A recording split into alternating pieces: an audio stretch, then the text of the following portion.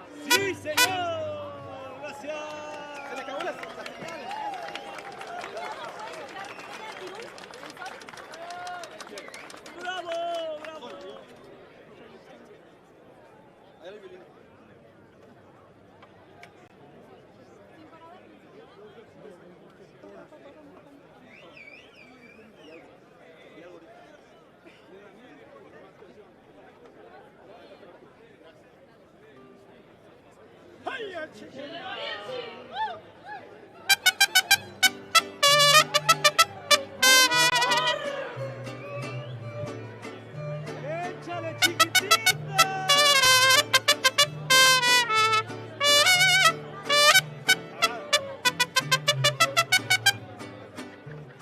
Siempre que me hablan de ti, ¡Esa es para hacerme llorar.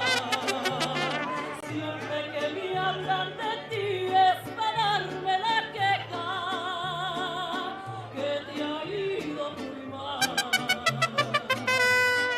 Con lágrimas te advertí, solo te van a engañar. Y fracaso, mencionas mi nombre y eso me hace llorar. ¿Cuánto quieres? Porque me olvide. ¿Cuánto quieres? Porque me dejes. ¿Cuánto valen tus desprecios? ¿Cuánto quieres? Porque te largues y me dejes vivir en paz. Pobre leña de pirul que no sirve ni parte. Pobre leña de pirul que no sirves ni parte. No más para hacer llorar.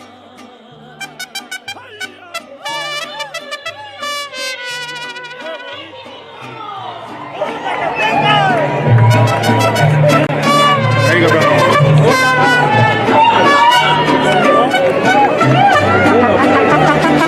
¿Cuánto quieres? Porque no olvides. ¿Cuánto quieres? Porque me dejes. ¿Cuánto valen tus desprecios? ¿Cuánto quieres? Porque te largues y me dejes vivir en paz. Pobre leña de pirul que no sirve ni parte. Pobre leña de pirul que no sirves ni parte. No más para hacer llorar.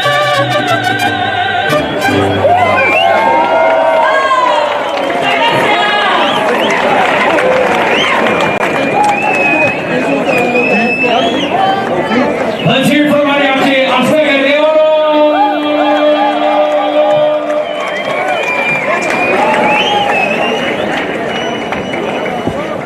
Are you guys ready? You guys ready? You, sir, are you ready? You look ready. Are you guys ready? Somebody wake him up. Someone wake him up. All right, here we go. Are you guys over here ready? John Lennon, founder of Fight Club Phoenix, are you ready? Come here, John. Please join us in the ring. We have stairs over on the other side if you want. we can do upstairs from there. All right. Excellent. Ladies and gentlemen, boys and girls, boxing fight fans of all ages, John, there's stairs over there. That's all right. I'll do it like you do the hard way. I thought you were going to jump over. Thank you, brother. We would not be here tonight without the founder of Fight Club Phoenix, John Lennon. John, on behalf of your staff, Emily of Emily Boxing would like to present you with a gift to commemorate your first fight. We already had the MMA, and now the boxing portion will begin in moments. John, we have an autograph book right here for North Star Sports Advocates. Again, let's hear it for John Lennon. We couldn't be here without him. Mr. Lennon, you're the boss. I'll hold this. Yes, first of all, I want to thank everyone for coming out for the Fight Club Phoenix tonight. But the main reason I'm doing this, and I want to deliver a message to everybody, that we all go through rejection in life. All of us go through rejection, but it's what you do with rejection in your life to be successful. And what I wanted to mention, you can turn rejection, particularly when you're a young kid, 11, 12, 13, 14, you could turn that rejection into positive energy and be anything you want in life and be successful. Like my guys, Shawn Porter, 2 times WBC welterweight champion of the world, Stipe Miocic, baddest man on the planet, 2-time UFC heavyweight champion. Okay, we've got, okay, and I want to call out somebody very special in my life. Ambassador Crawford of Ireland, sitting in the front here with me. This gentleman, he was a Golden Gloves boxer in Cleveland, Ohio. He inspired me and took me under his wing when I was going through rejection at a young age. And thank God for him, because he had a profound impact on my life. The reason I have my little champion in here, I went over to Central Boxing Gym like 2 weeks ago, and I ended up, Showtime, Shawn Porter, and I went over there, handed t-shirts and hats, and Showtime was in the ring teaching all the kids all the boxing move, and I saw a young man with eyes, and he was watching Showtime Porter, and I could tell because both my kids are professional soccer players, and I looked at his eyes and I said, this guy's going to be somebody someday. He's going to be a winner, and he's going to make something of his life. And that's what I challenge all of you to do today. Why don't we help somebody else, not just money, time, give back to others. And what we want to do is take young children and get them off the streets, give them leadership and mentorship, good, strong, foundational values. Work ethic, passion, respect for others, continuous improvement. The other thing that's very, very important, give back to others less fortunate. So that's all I wanted to say. We're very blessed. Let's have a hell of a night tonight. Let's get after it.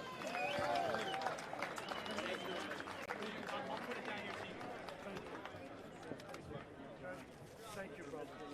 Thank you very much, John Lennon, founder of Fight Club Phoenix.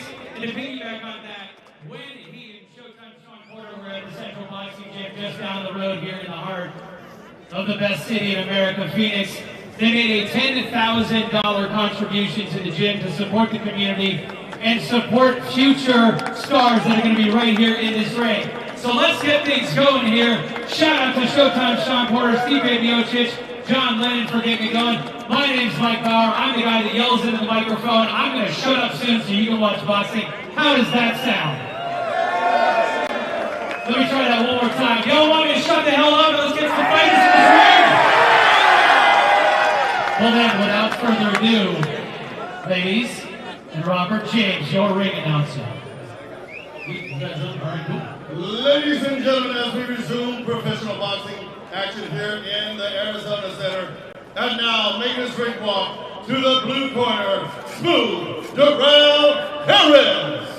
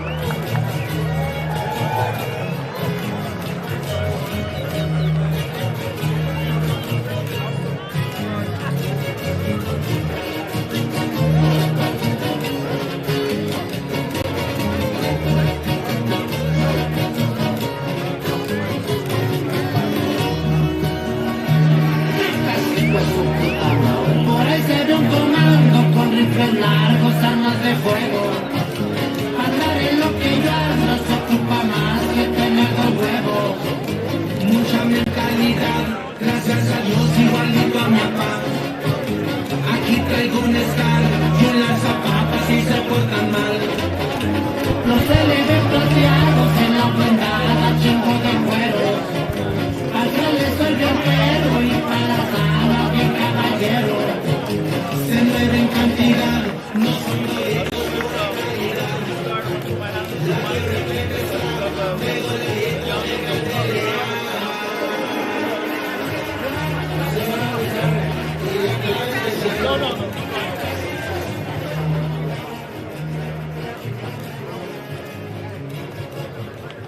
Ladies and gentlemen, damas y caballeros, this contest is scheduled for 6 3-minute rounds in the super lightweight division, presented to you by Fight Club Phoenix and North Star Sports Advocates. Your judges for this contest are Victor Mendes, Chris Wilson, and Tim Corrado. And the third man in the ring is referee Chris Flores, who will be given the final instructions after the introductions. And now, introducing first, fighting out of the blue corner, he stands at 5'6" with an official weight of 133.2 pounds. From Sarasota, Florida, a journeyman and a southpaw with a professional record of 21 victories, 24 defeats, 2 draws, and 16 big wins by the way of knockout. Here is Smooth Perez!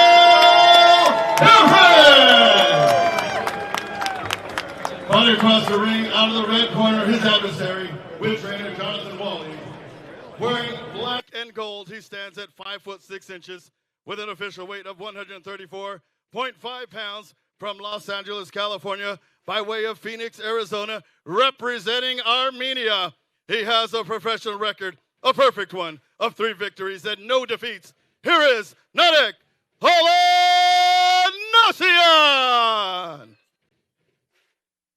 Let's take our final instructions from referee Chris Flores.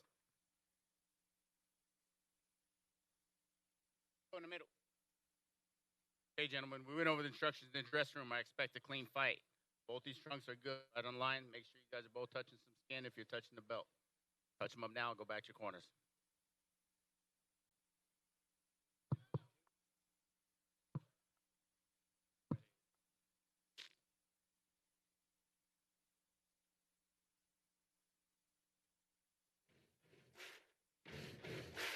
Buddy, you're a boy, make a big noise, playing in the street, gonna be a big man someday. You got mud on your face, you big disgrace.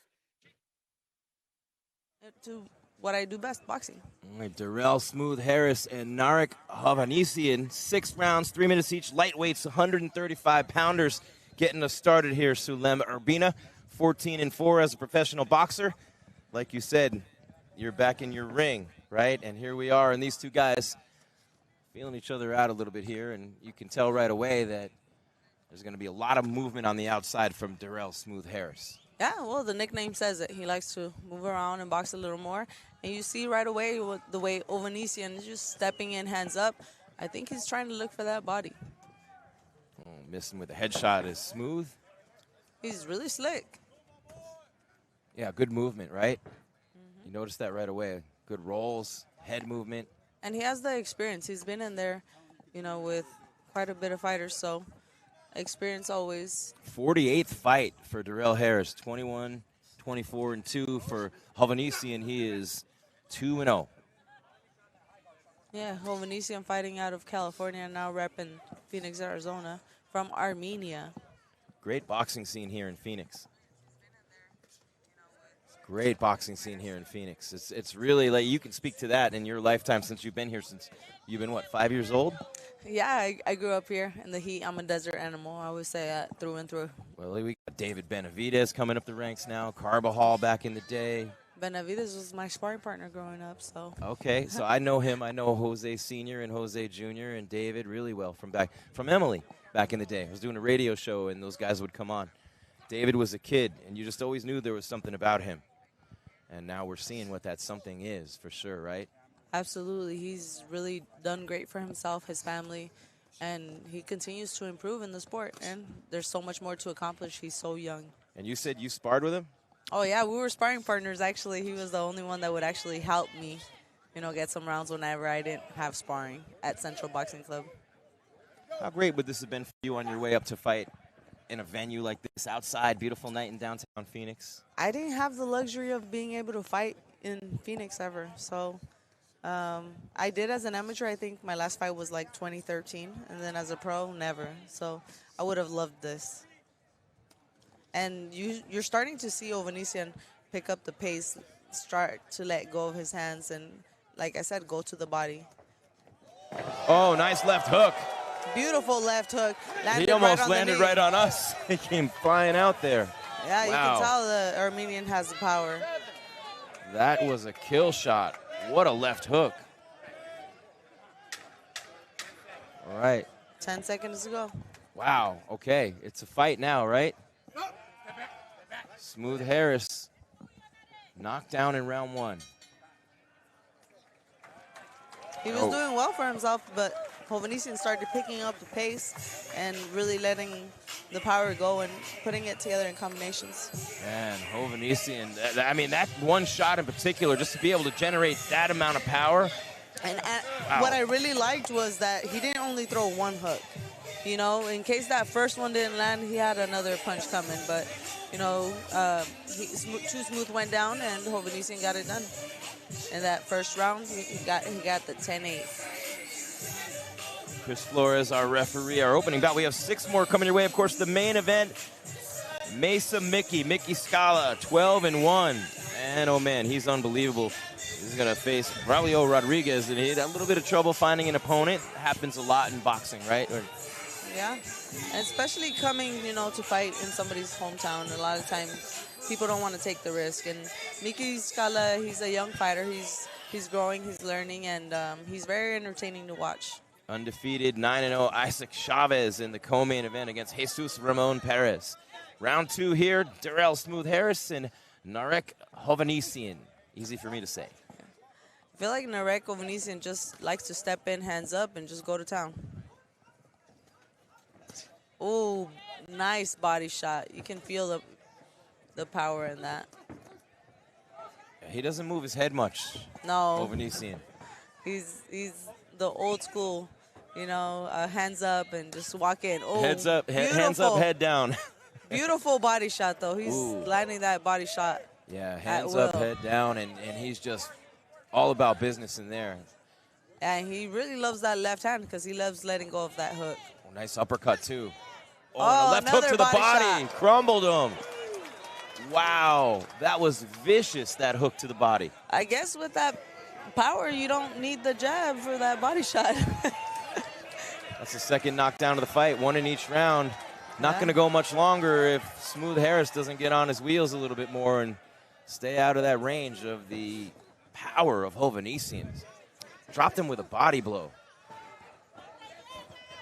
And here you have Hovanian digging again to the body. That's the one punch he's looking for. I hope he starts, letting it go upstairs so that Smooth kind of stops being so aware of the body again. Hurt him with that one, too, right through, up the middle with the left to the body. So strong in there is Hovanian. This is only his third pro fight, so I'm pretty sure every fight he's going to be maturing and growing in there. And that was about 6 body shots right there with the left hand.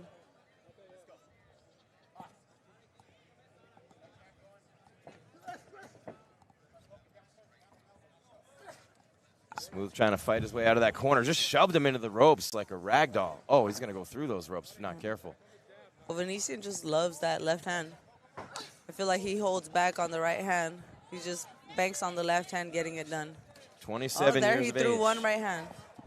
Sorry, Sulem. 27 years old is Hovanian. Wow, good right hand again. Coming off a win over Eric Howard by a TKO in round 4.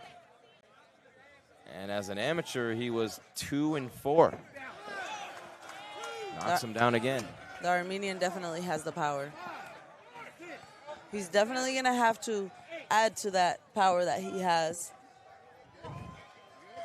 Smooth with that veteran move, throwing the mouthpiece on the floor, thinking the ref was going to go take it to the corner to get some water, but ref said, nope, right away, back into his mouth. He's and still he's coming wobbly. again. Still wobbly out there, Sulem. Saved by the bell. We made it to the third round. We have a 6-round fight on our hands if it goes that long between Darrell Smooth Harris and Narek Hovanian. And I want to say thank you, a special thank you to John Lennon and North Star Sports Advocates Boxing. What an unbelievable night for boxing in downtown Phoenix. Historic. And I can tell you, I've worked events here for over 10 years of every kind, MMA, boxing. And then I was able, luckily, grace of God, I've done some national events, and I've been all over the place. You'd be hard-pressed to find an event as nice as this. Outside under the stars, the Arizona Center, downtown Phoenix, in the courtyard, the cage down one level below the boxing ring. Everybody walked up when the MMA fights finished off, and what an incredible job tonight for Fight Club Phoenix, an inaugural event. And I'm going to remember where I was on April 18th, 2026. So thanks to John Lennon, Shawn Porter, Stipe Miocic here, and all these fighters putting on a show for a packed house. People everywhere here, Sulem. What a great event for us to work. It's a great atmosphere. So the buildings here, the look, the aesthetic of this event is just amazing. I can only imagine what these fighters are feeling fighting at this venue. What's it like to have someone coming at you straight ahead with their head down, just trying to kill you like Hovanian is? There's nothing there. There's really no science to it. He's a bruiser in there. You just gotta be cold-blooded in there, you know. Who's crazier, you or me? That's the way I see it. Somebody's coming at me, I'm gonna put them in their place. But I don't. Ooh, another. I don't think that was a knockdown.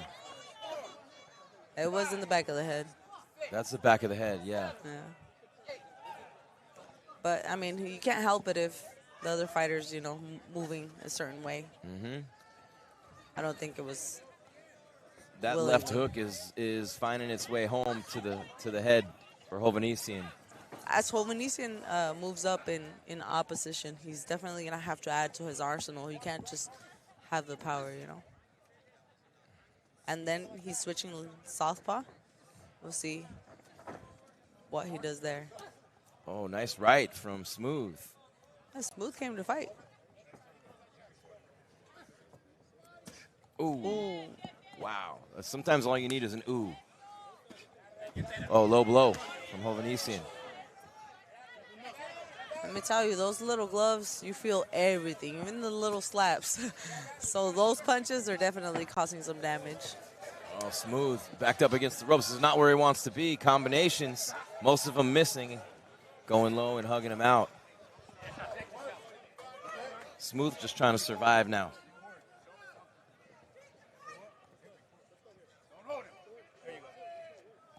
Speaking of veteran moves, 48th fight for Smooth, Darrell Harris. Yeah, he's been in there. Opening night here, opening fight here. Opening night and opening fight, yeah. both. Opening fight for boxing. Oh. A lot of power. I think this one might be, he's a little, oh, he's okay. And referee Chris Flores is going to let him go again. Yeah, Flores is going to let him fight. I've known him a long time. Yeah, he's known to let fighters, you know. Keeps getting himself backed up in that corner. And I like certain things that Smooth does. It's just, he's already hurt, you know. He's calling a stop to it right there. Chris Flores stops the fight. Good call. Hovanian had Smooth backed up against the ropes, and I hit him with a couple of big shots. He's already been knocked down multiple times in the fight. Chris Flores says enough. I have nothing but respect for Darrell Smooth Harris. He was a gamer in there tonight, but the power of Hovanian, very impressive in this first boxing match of the evening. Very impressive, and the way he lands that body shot right on the button. I'll tell you, those body shots, it's an off switch. You get caught right at the perfect moment with those little 8-ounce gloves. Your body, you have no control over your body. Your knees just buckle. Knees just buckle, yeah. And, oh, man. It's the off switch. Luckily, I never got caught with those in the pros in a fight, in any fight, even the amateur fights. But I got caught with about 3 body shots in sparring by men or boys, and it's just an off button. You have no control over your body. And that's what I was saying earlier. In MMA, you don't see that too often. That's why I don't call boxing, their stand-up boxing at all. I call it more striking or stand-up because you can't necessarily go into a fight throwing body shots because you're going to get, they're going to hold you down and throw you down or knee you or kick you or whatever. You know, you have to do so many other things that you can't do a lot of boxing stuff. Usually when there's a finish like that, meaning a body shot in MMA, it's a kick. It's a liver kick or, you know, somewhere over here. Well, I don't want to say it too loud in case it's behind me, but that's how what happened to Stipe against John Jones, if you remember. Yes. Yeah, exactly what happened. Yeah. Sorry, Stipe, I love you. But you're not alone in that John Jones conversation. So thank you to Molina Jewelers. Man, they've been around a long time here in Phoenix on Camelback. Atari Hotels. I'm so excited for the Atari Hotel on Roosevelt Row. I'm there all the time. I'm walking by going, Atari? My first video game was a 2600. And I love Atari, so I'm pumped for that as well. Swagalock Southwest Luxury Auto Collection. Twin Peaks Brewery. Shout out to Scott. I just met him a little bit earlier over there with John. E-Boost Energy Drink. Beneath Underwear, and I'm an idiot, and I apologize for earlier when I said BN3TH because I didn't put all that together with my University of Miami degree. Here's the decision.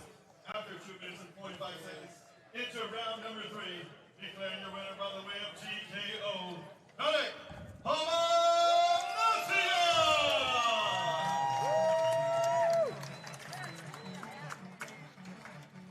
Hovanian with the win in the opening fight. He's going to go to 3-0. I didn't catch the official time, but that's a TKO.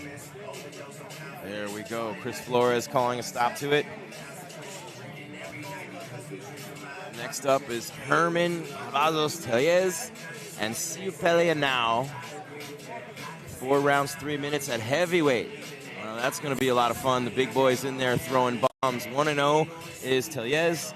And now is 3-2, Sulem. I want to also make sure we thank Le Monde Bicycles, Allview Men's Fashion Clothing, Daytrip RX, Ron Staffing, Apex Motor Club, 10 Tenths Motorsports, and Troy Lee Designs. We see logos everywhere. We know that this is a well-supported event.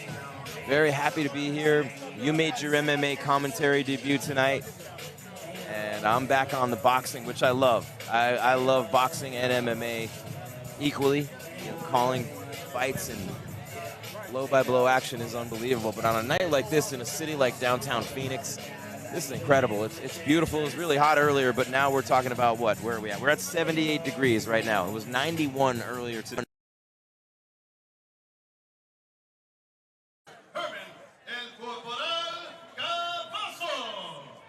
Did he say El Corporal?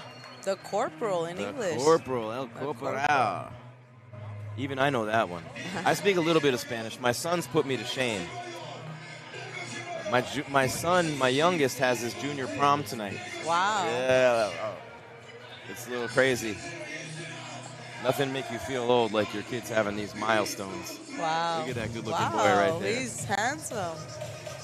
That's how he has 2 dates. Handsome, just like his father. Oh, thank you. I appreciate it. I appreciate it. He looks a lot like his mom, too. He's a good mix. This is going to be a lot of fun. Great walkout song for the Corporal, El Corporal.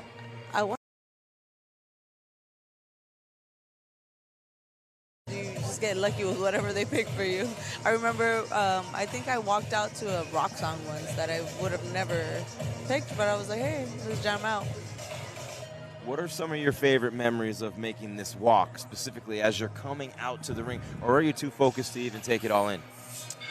That's something that I wish I would have enjoyed more when I did it. I think I started enjoying it more as my career moved on to my title fight. But before that, I would just feel too much pressure. I tell kids that are, young in the sport and just trying to turn pro, enjoy the moment. Enjoy it right now. Enjoy that walk, say hi to the people, because you're not going to have that praise the rest of your life. Your window of opportunity in combat sports especially is fairly short. So I try to tell, up-and-comers to enjoy it. What made you decide to retire? I mean, you're young, but you're running a gym now with your husband and your family, and you have a couple of girls on the way up, right? And so what was it for you at 14 and 4 to say that's a wrap and I'm moving on to something new? I think it was just an accumulation of different things. For one, I've been boxing since I was a kid. And mentally, I was just in a not so great place anymore. And physically... Got harder to get in there every day and train, is what you're saying? I didn't enjoy it as much anymore. And it was more of a mental draining thing than something that I wanted to keep doing, you know? It was just dragging on. And before you get hurt or something bad happens, I'd rather just say, hey, I'm done. I'm healthy. I've done what I could with what I have had, even though I didn't have such a, you know, the other fighters have a big team and whatnot. I did as best as I could with what I would, you know. So, no regrets here.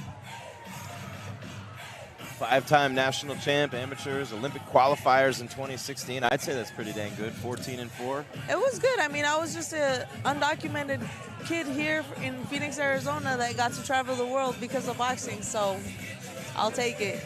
God bless you for that. That's unbelievable. These are the stories that I love. I'm such a sucker for these stories. That's what I love. I've known a bunch of UFC champions since they were high school wrestlers, and that's how old I am now. But on the flip side, to see, like David Benavidez, who we talked about, for example, to know him since he was 12, 13 years old and then see what he's doing now, that's what I love the most about it. I love the stories. I love your story. I love all those stories. And that's what boxing in particular and MMA, but, you know, especially boxing. I think boxing over the years has been, you know, unbelievable with that. Just so many people just changing lives, and every single time I do a show, I'm amazed by it. That's what I tell, you know, all the kids, you know. You have to appreciate all these things, the praise that you get, the venues that you fight in, all these things, because it's your road, and nobody really sees your road. They only see when you're right there under the spotlight, but you know what you've been through. Here we go, Robert James.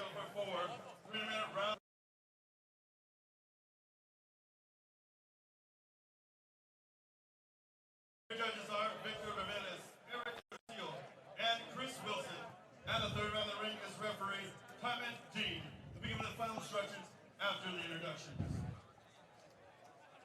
Introducing first, fighting on the blue corner with trainer Cruz Ramirez. Wearing the black and white, he stands at 6 foot 1 inches with an official weight of 257 pounds even. From Phoenix, Arizona, a prior service U.S. Marine with a professional record of 1 victory and no defeats. Here is El Corporal.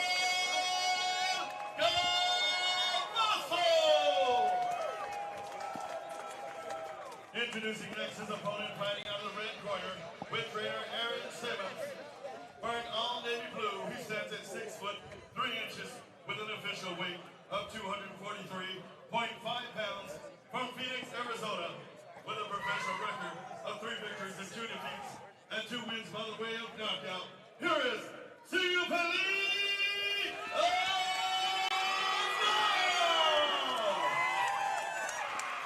Zittel now has some fans in the house.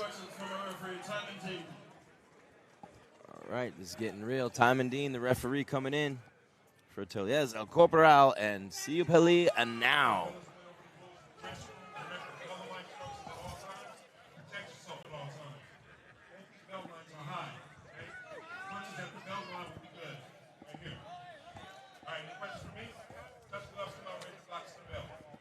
Very clearly from the start, Sulem Urbina, we see the height advantage and the reach advantage for Zittel and now.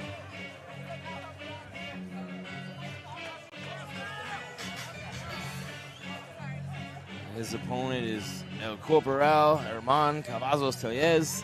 He weighed in at 257.8, and now at 243.5. So the weight advantage, maybe the power advantage for Tellez, and now with the height and the reach, and you see him using the jab already right away. And it's a nice jab, nice, solid, and long. Ooh, yeah. You can tell he likes to fight behind that jab. And have venom imprinted on his forehead. And you can see how little those gloves look. I believe they're fighting with 10-ounce gloves. Oh, big shots from now. Backing up El Corporal into the ropes right away. Looking sharp out there. He's looking for that left hook.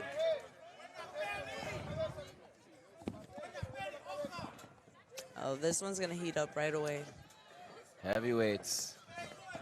Looking to work in the body, though. I mean, he's a heavyweight, all right. But look at the power, the uppercut, and then the hook, and the big right hand from the now. Another one. Boy, we can see already that El Corporal has a pretty good chin on him. Yeah, he's taking those punches well and still trying to get inside.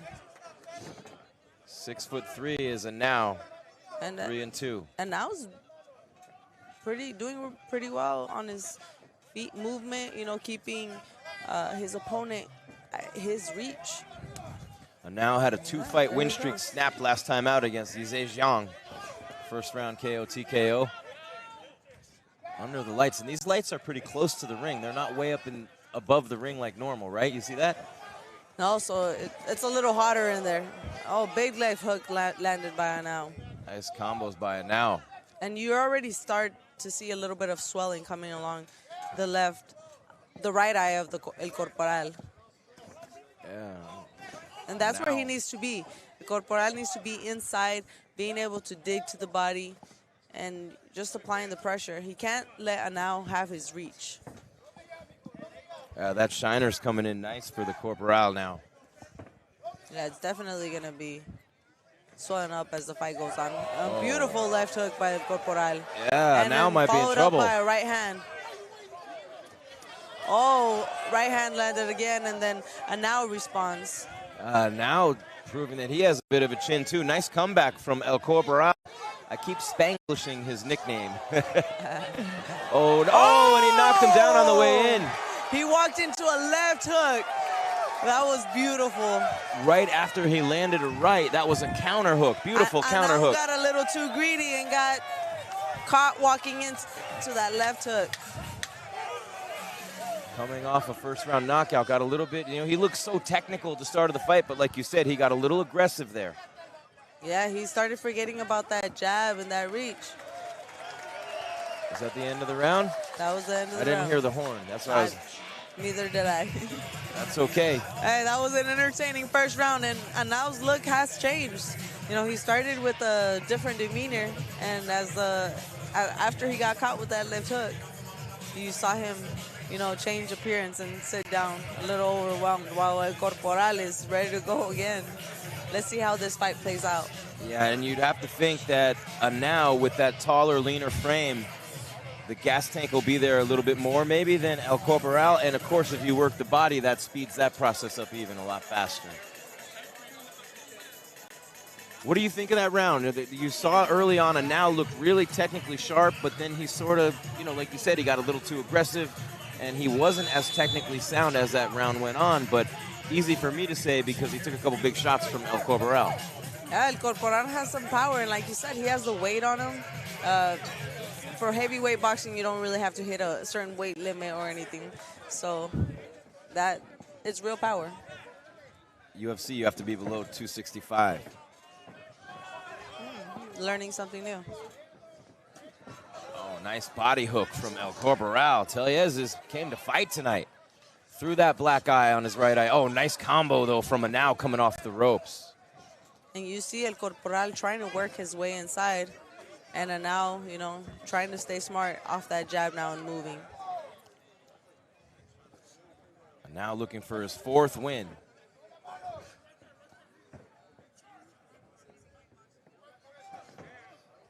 You could tell his corner told him to sit back and stay behind the jab a little more. You can see that. Oh, nice right hand, though, from El Corporal. Chavez wailing away, coming off the ropes with hooks is a now. Look at this combination. He's in trouble. The uppercut rocks him, trying to pull his way back out off the ropes. Boy, Chavez is tough. And now said, oh, not right now. I'm coming. He's not going to let that happen again. Now getting a little sloppy out there again. I think there comes a point in a fight where you just have to let it out, and that's what's happening right now. This has become a brawl in fight number 2. Very entertaining for the fans. They're going to be hurting tomorrow. That's El Corporal's style, though. That's now's playing right into his hands here. He's got to fight his own fight. Ooh, like that. I tell everybody, it's like Mike Tyson says, everybody's got a plan until you get hit. Ripping the body is El Corporal. These guys are taking some punishment. The crowd loving it. Very fan-friendly, very entertaining. And I'm kind of worried that Antt is starting to gas out. He's breathing hard. He's landing at will, but hopefully he still has a lot more left in the tank. Hands are dropping. What about the whole thing, nose breathing versus mouth breathing during a fight? I think it shows who's more fatigued. You know, you want to keep yourself breathing through your nose, right? If you can. I personally did, but I mean, every fighter's different. That right eye just about closed on El Corporal now. Sula. Yeah, and I was landing some big punches, and El Corporal's not really doing anything at the moment. He's taking a lot of punishment. And now unloading on him now. And look, Antt doesn't look as technically sharp as he did. It became a brawl. But every time he kind of resets himself and goes back to getting behind that jab, he has success. And these are big boys. You can hear the leather. And 10 seconds to go. Oh, nice combination from Antt. Oh, he's in big trouble. Oh, the blood comes squirting out now of Tellez. He got rocked. Those were some really beautiful combos thrown by Antt towards the end of that round. Antt felt what happened in that first round, came out guns blazing, and really made a statement in that second round. I don't know how that nose is looking. I don't know if it's broken or if it's a cut, but it looks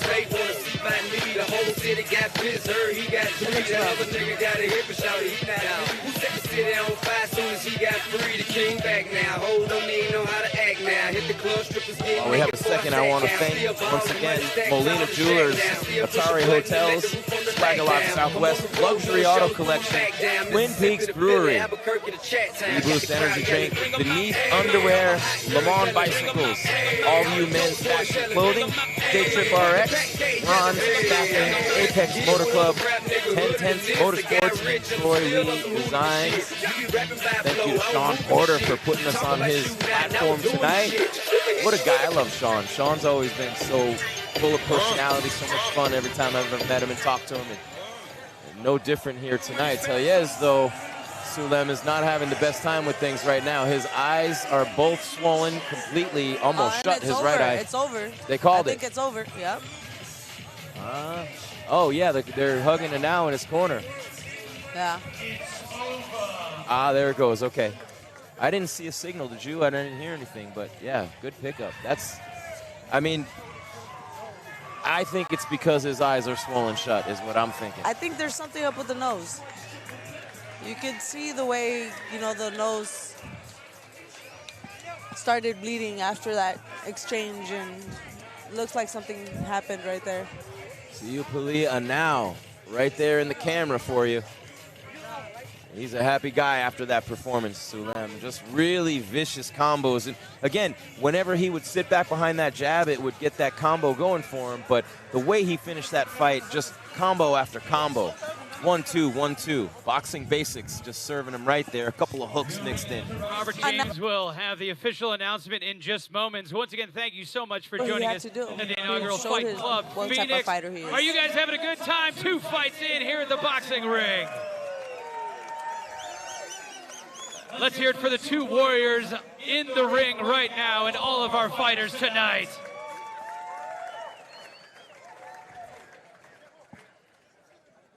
A big thanks to Wage Lock Southwest, Atari Hotels, Molina Jewelers, Beneath Underwear, E-Boost, Twin Peaks, Le Mans, and the Luxury Auto Collection for supporting Fight Club Phoenix tonight, so that Fight Club Phoenix nose is really messed up. We don't have the best look at it. All ages and backgrounds here in the great Grand Canyon State. An additional thanks to Pinnacle Aviation, Taco Spot, and Pause on Death Row for joining us out here. Don't forget, we do have a couple bars open at the boxing ring. And let me tell you, I have worked 1,500 plus live events, and very rarely do you see $10 drinks. That is great. I hope you guys are having a good time. You you can't get a cocktail for that at the movie these days. That was a nice performance by Antt, though. He got a little bit sloppy at times, paid for it, took a couple of big shots, but did a nice job.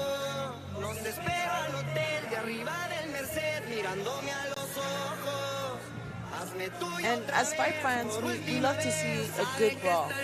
But as a fighter, it's really tough to see, a fighter go out like that, being hurt. You called it. It's the nose. Look at good job by our crew getting in there to show us that. See that? It's the nose. Look at that, Sulem. Definitely the nose. The eyes are definitely shut as well, but the nose, and you know that when you can't breathe. There's Robert James.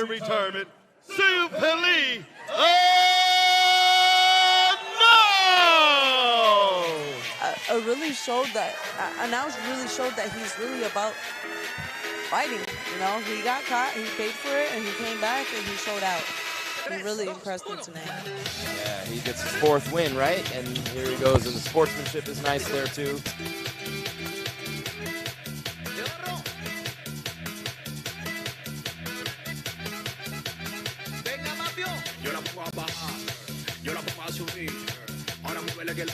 Advocates Boxing. And of course, we are making our debut here tonight. Fight Club Phoenix. Seems like it's been such a long wait, but the perseverance of John Lennon and his team. Shout out to Emily Pandalakis with Emily Boxing, as well as Shawn Porter and Stipe Miocic. What a night in Phoenix. Of course, the main event coming your way. Mesa Mickey Scala, 12-1 with 6 knockouts, the local kid. We are just moments away from our next fight. Here is Jeremiah Drama McCoy. There we go, Jeremiah McCoy coming out. 0-1. This is a super lightweight matchup, 140 pounds, 4 rounds, 3 minutes each. Andrew Mendes III will be his opponent with a record of 1-0. Andrew Mendes and I actually used to spar back when he was about my size, who was like 12, 13 years old. Great work. You keep talking about sparring with all these dudes. Yeah, we didn't have a lot of women coming up, so, you took what you could get. And these teenage boys that were about my size had the experience, had the skills, they gave me a lot of good work. Now he's a grown man, making his 2nd fight coming out of Mendes School of Boxing, and he's very exciting to watch. Their gym is very known for boxing, but when he gets down and dirty, he entertains the crowd. Crowd's really deep here tonight. I don't have a head count, but it is packed in here. So if you know the Arizona Center in downtown Phoenix, legendary, and it's being rebuilt and rejuvenated. This whole area is, right? It's unbelievable. But the courtyard goes in tiers. We're on the top tier right now where the boxing ring is. Then you go down a level, and that's where the MMA cage was. And what a beautiful night. What a great idea from John Lennon and North Star Sports Advocates to do this and have the first event outdoors like this, unseasonably hot in Phoenix. But even that, doesn't take away from Fight Club Phoenix. Just an epic debut here tonight.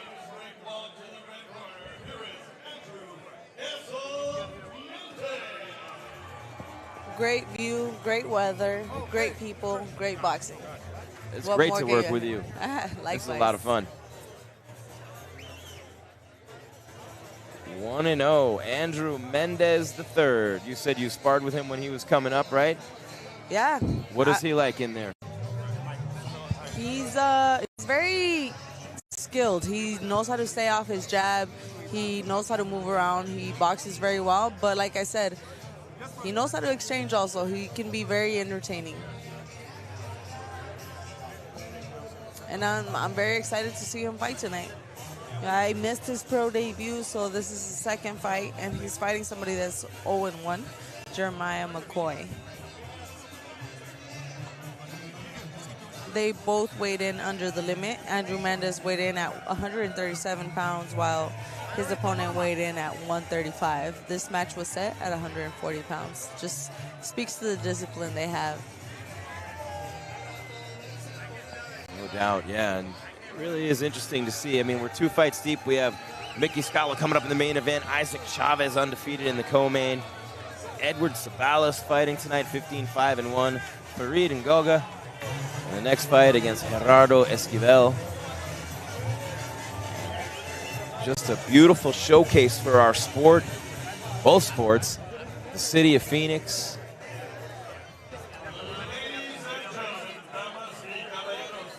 This contest is scheduled for 3-minute rounds in the welterweight division. Presented to you by Fight Club Phoenix and your star sports advocates. We judges for this contest from ringside are Eric Garcia, Jim Colado, and Chris Wilson. And the third man in the ring is referee Edward Lopez to give the final instructions after the introduction. Introducing first to my left, out of the corner, good trainer Mike Sanchez, with the black and yellow. He stands at 5 foot 10 inches, with an official weight of 140 pounds even. From San Bernardino, California, he has a professional record of no victories and 1 defeat. Here is Jeremiah Drama McCoy! As opponents, fighting on the red corner, with trainer Andrew Mendes, with the green and gold. He stands at 5 foot 10 inches, with an official weight of 137.5 pounds. From Chandler, Arizona, his professional record, 1 victory and no defeats. Here is Andrew Esql!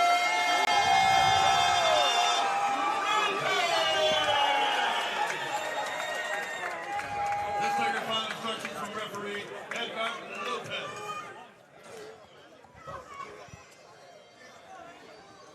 As a fan, you know, it's one of the things I really enjoy watching the two fighters step up to the center of the ring. I wonder how they're going to look at each other, if they're not going to look at each other. And you saw Andrew Mendes just smack up his opponent's glove. He's ready to go. Yeah, look at the trunks on Mendes. They're beautiful. Yeah, those are you hang those in a frame and put them up in the man cave at some point, right? Yeah, very nice trunks, and they have all his sponsors and the big M for Mendes Boxing. Green and gold, and then the black and gold for Jeremiah McCoy. Mendes at 1-0 from Chandler, Arizona, coming out aggressively. And they both came out in their southpaw stands. I know Andrew can switch it up. Oh, nice right hand from Mendes. Oh, and a body blow. Shot. Wow, the right hand stunned him, and the body shot was left wide open because he went to protect the head. Wow, this one might be over. Oh, That's it's it. done. He got it right on the button. Andrew Mendes with the kill shot of the night. That wasn't more than 45 seconds, was it? We're going to get the official time. What a fantastic performance by Andrew Mendes. Came out ready to fight, hit the gloves with the tap a little extra hard, but that one shot upstairs raised the arms, and when you do that, you leave the body open. That's twice we've seen big knockdowns from body blows tonight. Yeah, those body shots, it's the off button. It's the off button. You lose control of your body, you said. It's the kill switch. I'm telling you, you just get caught at the right moment, in the right spot, and you have no control. No matter how much you want to get up, how much you didn't want to go down, it just happens. And sometimes it's delayed too. You feel it, but then you go to start walking forward and then you fall. Yeah, and there's a lot of delayed reactions. How do those feel later or the day after? I've had some that I've had to go to the chiropractor because your ribs kind of get misaligned sometimes. Wow, the life of a boxer. Yeah. You really got to be crazy. You got to be insane to do this. I mean, there's other sports where somebody's not coming at you to hurt you, you know? Yes, 100%. It takes a special kind of crazy to do this. I love the combat sports. I'm all about combat sports and football. Anything where you're getting hit. Definitely. I think it's imposing yourself, your will, what you want to do to somebody else that just makes you feel so powerful in there, and that adrenaline. There are still a few t-shirts. Fight Club Phoenix debut event tonight in the Arizona Center. It's been a hit. Man. It's packed in here. The fans love it. Beautiful setup, if you could see it. It'll be all over social media. Fight Club Phoenix, just a great, great event. From the second I rolled in this afternoon, and I've done a lot of these, so you never know what you're walking into for the first one, right? Without a doubt, for a debut event, it's the best I've ever seen. Here comes Robert James, the ring announcer, with the official decision, and I will throw it up to our boy. Ladies and gentlemen, damas y caballeros, here inside the Arizona Center, this contest has come to a conclusion as referee Edgar Lopez has put a halt to this contest after 29 seconds to round number 1. Declaring the winner by the way of spectacular knockout, Andrew Wilson!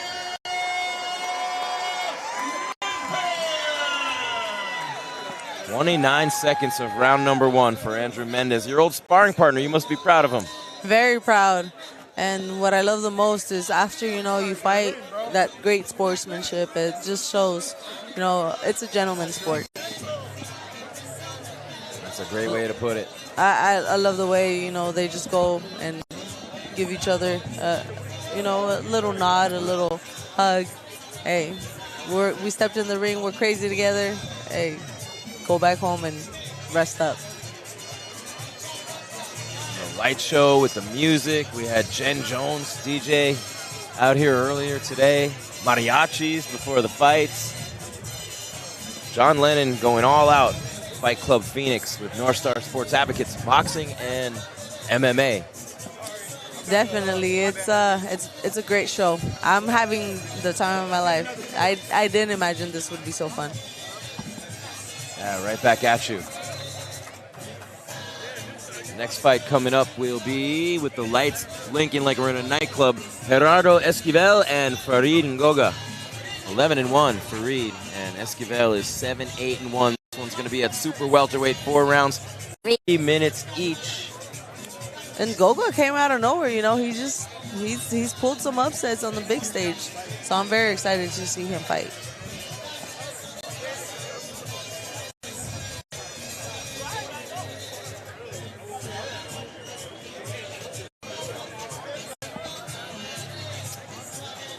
So you made your MMA debut tonight. Now we're a little bit more, you're home, but now you can say you can do both. You got both on the resume now, and it's interesting too. You talked about the differences in stand-up between the two sports, right? It's so much different for so many reasons, but when those MMA guys get in there and try to box, even a guy, Jake Paul,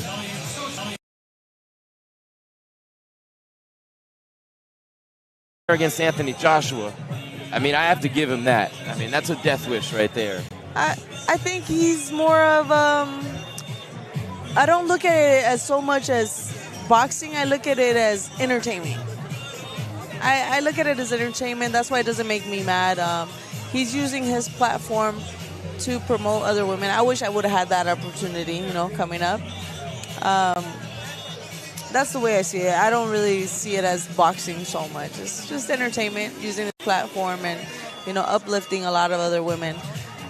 I'm looking at your Tapology page right now. You look so different in the corner with the gloves on. So much different. You're very intense.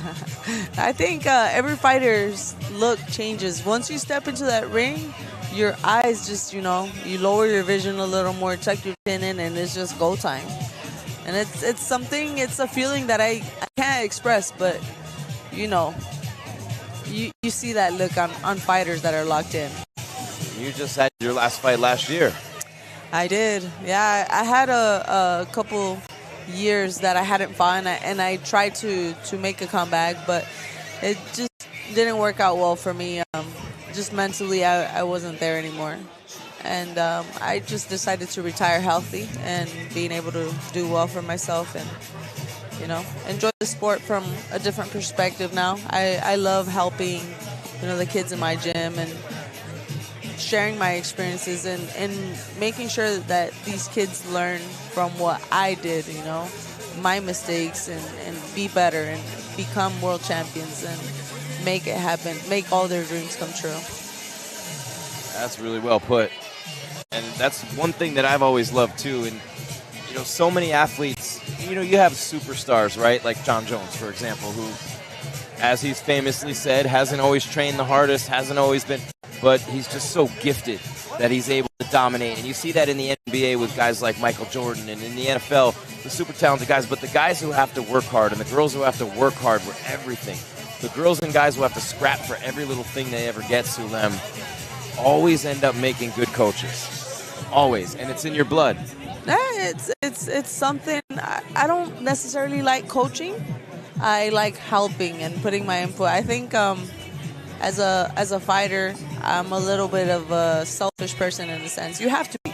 If you're a fighter, you have to be a little bit selfish and put yourself first. And I'm still learning to not be the talent. So it's a process. Retiring is a process, but I'm happy to be helping in other ways, whether it's, giving a little advice to my little girls that I have in the gym, like I said, Chavez and Zittel, who are both 5-time and 7-time national champions, and their future is so bright. How old are they?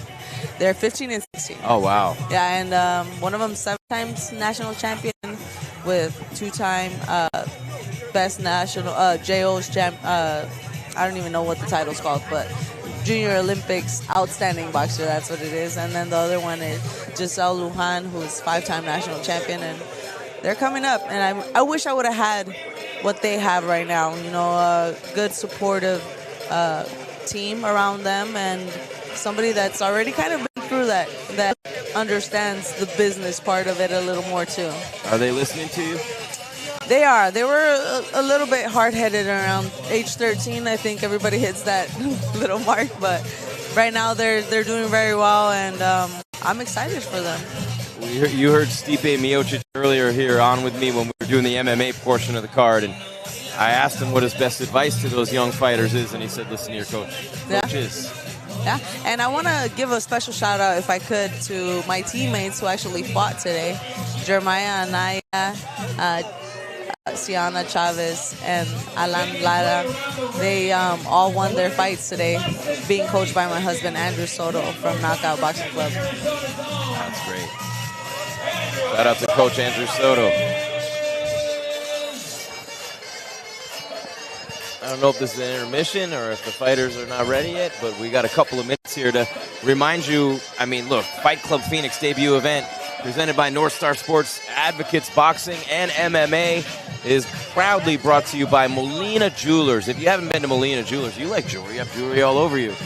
Molina Jewelers, famous in the city of Phoenix, been around a long time. Atari Hotels, can't wait for the Atari Hotel to open on Roosevelt Row. So much dining and entertainment down there, and another hotel, have it like that. Can't wait to see what that ends up looking like. The Swagalock Southwest Luxury Auto Collection we saw earlier. I was taking selfies, and I told them, I said, hey, you guys don't have to pay me. I'll just take the Bentley or the Lambo, whichever one you guys, I don't mind. I'll take whichever one, right? The Bentley or the Lambo. So shout out to Luxury Auto Collection. Twin Peaks Brewery, we always get thirsty, right? And the beer's always super cold at Twin Peaks. Shout out to Scott and the Twin Peaks team. E-Boost Energy Drink, long days, long fights, 10 fight nights. We need our energy. Beneath Underwear, you have to stay comfortable when you're active. If you're a man and you're an athlete, and it is for men, so you need to stay comfortable when you're a female too. Le Mans Bicycles, all of you men's fashion clothing. You want to be your best, you need to look your best, right? Day Trip RX, Ron Staffing, Apex Motor Club, 10 Tenths Motorsports, and Troy Lee Designs. And we have dueling announcers tonight. This is awesome. We have Mike Bauer, the MC, who does the Diamondbacks games over there at Chase Field, in-house host. And here's Robert James, our ring announcer. I'm having a hard time figuring out when one hands to the other. This is cool though. An MC, a ring announcer, Stipe Miocic, Shawn Porter, and Sulem Urbina. 5-time national champ as an amateur, right? And you're talking about coaching 15 and 16-year-old girls. Who better for them than you? I like to think that everything that I've gone through and experienced is something that I can, put to use and make somebody's future better. All right. Our future's looking good here with Fight Club Phoenix. Give me more Fight Club Phoenix, please.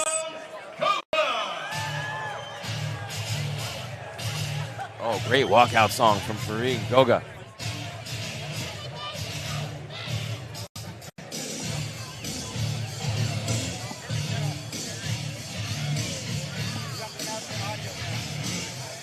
Speaking of Mike Bauer, he's shadow boxing behind us. He's getting the boxing bug. He's a baseball guy over there at Chase Field. He's getting the boxing bug here tonight. These sports just grab you and don't let you go to that point, right? They really do. It's unbelievable when you think about it. You come to, Dana White says it all the time, you come to an event, I got you. And he's right. No matter who you are, if you're a sponsor, if you're a fighter, if you're a fan, no matter what you're doing, you come to an event like this and you are hooked and you just want more.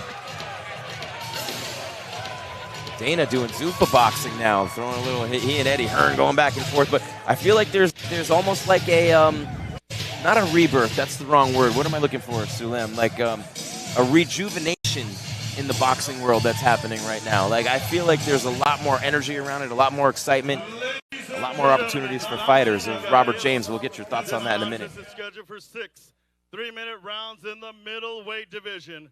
Presented to you by Fight Club Phoenix and North Star Sports Advocates. Your judges scoring this contest are Victor Reveles, Tim Corrado, and Chris Wilson. The third man in the ring is referee Chris Flores, who'll be giving the final instructions after the introductions. Introducing first, fighting to my left, out of the blue corner, with trainer Jorge Soto.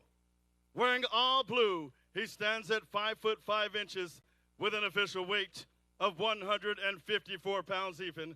From Tacoma, Washington, he has a professional record of 7 victories and 8 defeats. Here is Gerardo Bolillo Mi Vida Loca Esquivel.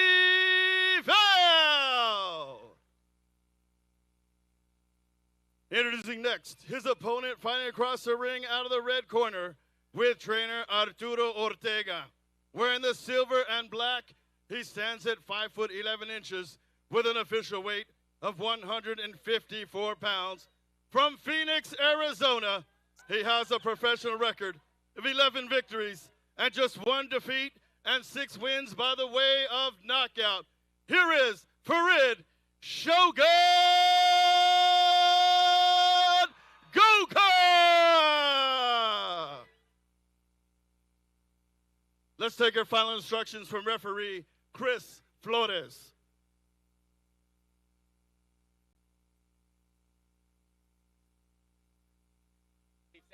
Let's go. Okay, gentlemen, we went over instructions in the dressing room. I expect a clean fight. This is good right here. That's the line. This one's a little, you can work the top of the belt right there. Touch them up now. Go back to your corners.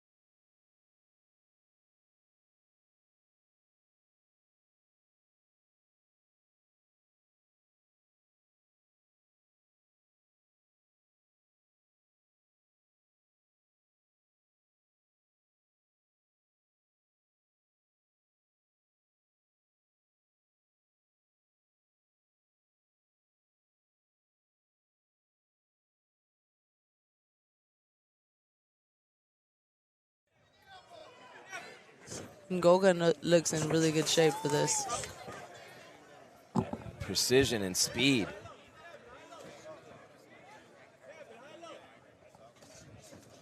Double jab. Nice body shot from Shogun.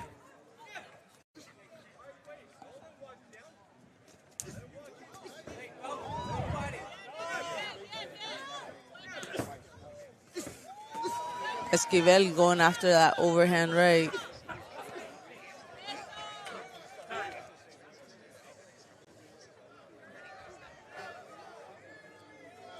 And their referee, Chris Flores, steps in. And he's telling them both they got to be able to listen and break off. And I believe Esquivel complained about a backhead shot. And he told them, hey, you can't be leading in that like that. That's what happens. Hard right from Shogun just misses. He's got some power there, and he loves working the body. You see him there with the jab to the midsection. Nice combo with a 1-2, and another one follows it up. Oh, Esquivel says, let's fight. Let's go. Oh, he was trying to take his head off with that one. Look at this combo from Shogun, knocks him down. Left hook, right uppercut, left hook, and another right hand. That uppercut did it right there. Wow. The blazing speed of Shogun. Esquivel ready for a fight. Esquivel being like a little bull, ready to go. Are they stopping the fight? No. Okay. The doctors jump up. The medical people jumped up on the ring. I think the bell had rung. Did the bell ring? Ah, there we go. Okay. And Esquivel is I think they ran out of the bottle with the horns. I think they don't have that anymore because I'm not hearing the horns. Are you? I'm not. I'm not sure, but Esquivel is just standing instead of sitting in his corner. He just got blitzed out of nowhere with that combo. What was that sequence again, Sulem? I believe I saw a left hook, a right uppercut, another left hook, and then a right hand. That's impressive. Yeah. That's a lot of tools in the toolbox. Yeah, and then Ngoga throws his punches a little bit unorthodox, so it's kind of hard to see where his punches are coming from and to time them. So it was perfectly placed. Those uppercuts are so dangerous because most fighters aren't ready for them. His overhand right comes at a weird angle too, and he's almost coming down at the end of it. And the doctors came to check on Esquivel. He says he's good. He's ready to go. He seems upset about getting caught like that. He's just warming up now. Round number 2 underway. Here they come. Shogun takes the middle of the ring, coming with the double jab. Already had the big knockdown in round 1. Goes right back to the body to start round 2. Oh, nice job by Shogun, just brutalizing him in tight. Esquivel coming right back. If Esquivel can land that left hook, it's going to cause problems for Shogun, but so far not so lucky with that punch.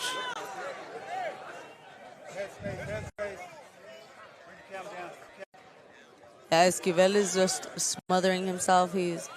And like I said, Ngoga's punches are very unorthodox. So how do you time that? How do you get ready for that? You know.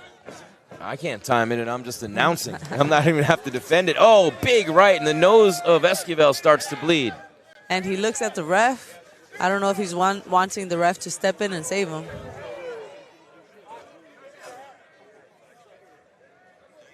That makes it so much harder to breathe when your nose is bleeding like that, right? Oh, 1 point, low blow. Flores taking a point. Shogun looks the part, though, doesn't he? He's ripped. He's in great shape. Yeah. Oh, they knock him down again with the combo. Right into the ropes. Yeah. I don't know if Esquivel's going to go any further here. I think he's ready for somebody to step in and save him. There goes Shogun with a big right, backing him up. Another combo. He smells blood now. Shark in the water. Oh, big right just misses from Esquivel. And the hook, then the shovel going back to the body of Shogun. Relentless pace of Shogun. Yeah, he's coming. He really wants to secure that knockout. It's getting kind of messy, but he's coming after it. Jab splits the guard. Another one, and a big right hand buckled down is Esquivel. The referee needs to stop this.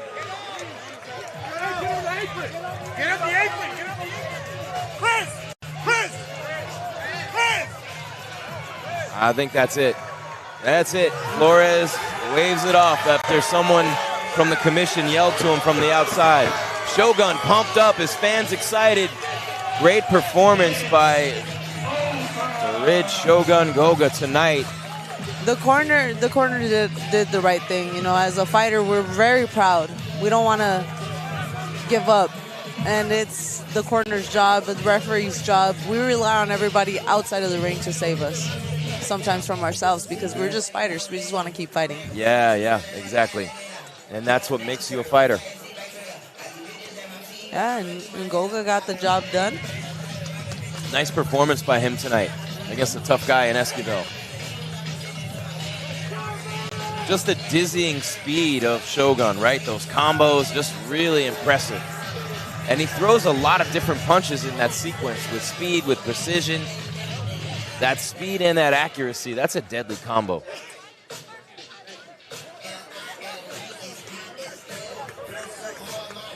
Fight Club Phoenix debut event, Arizona Center, downtown Phoenix, AZ. Jim Grieshaber and Sulem Urbina, 5-time national amateur champion, 14-4 as a pro. We got Shawn Porter here. We're on the PorterWay Podcast channel.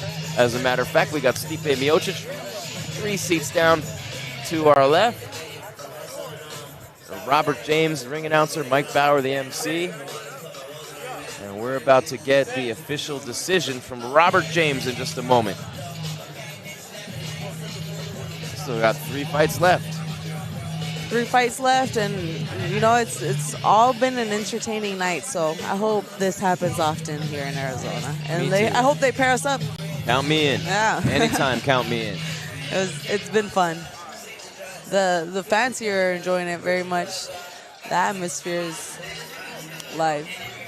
Lively crowd, especially with no roof, right? It doesn't, you know, the sound is not the same when you're outside. Yeah, and Goga really came and got the job done.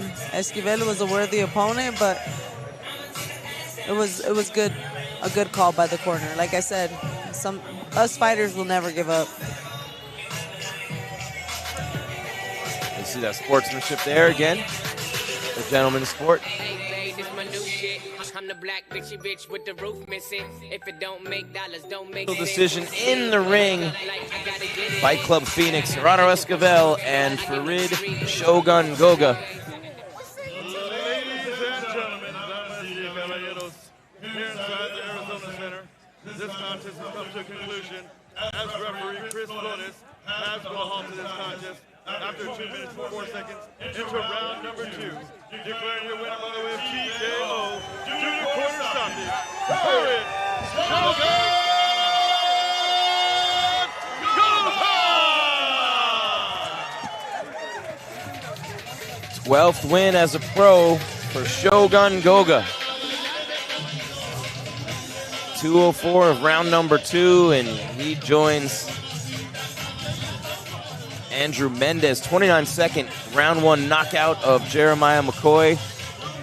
Siupoli, and now with a second round TKO over El Corporal, Herman Cavazos Perez, and then, of course, in the opener, round 3, the TKO for Narek Hovanian over Darrell Smooth Harris. And still to come, we have Dennis Contrarus and Edward Sabalos coming up next. Jesus Ramon Perez and Isaac Chavez, the undefeated 9-0 rising lightweight. And then we have Braulio Rodriguez stepping in against Mesa Mickey Scala, fighting out of Mesa, Arizona. He's 12-1. Of course, he's boxing under Joe De La Guardia.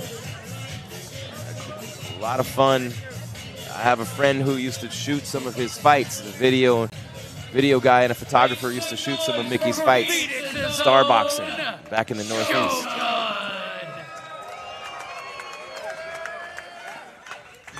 Ladies and gentlemen, now making his ring on to the blue corner, here is Dennis Brenagh.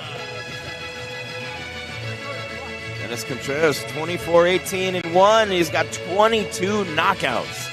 And Edward Nano Sabalos.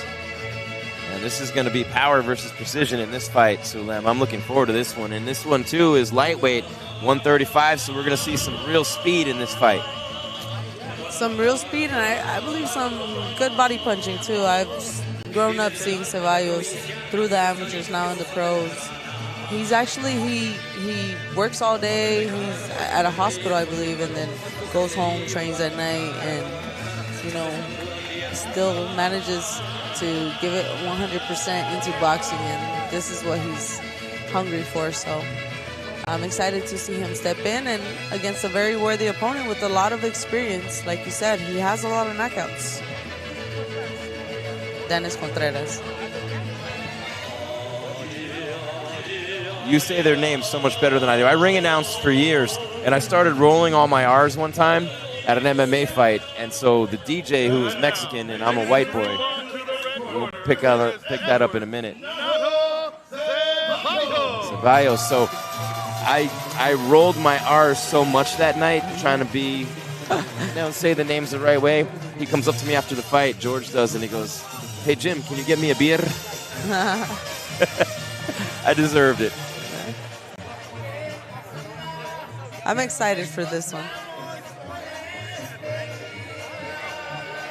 We have a fighter from Jalisco.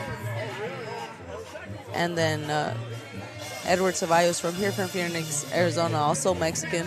You know, when someone comes from Jalisco, that's a tough dude. Yeah, definitely. So I'm expecting a entertaining one here.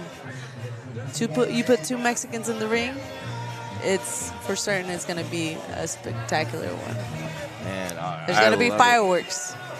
Chins and left hooks for everyone.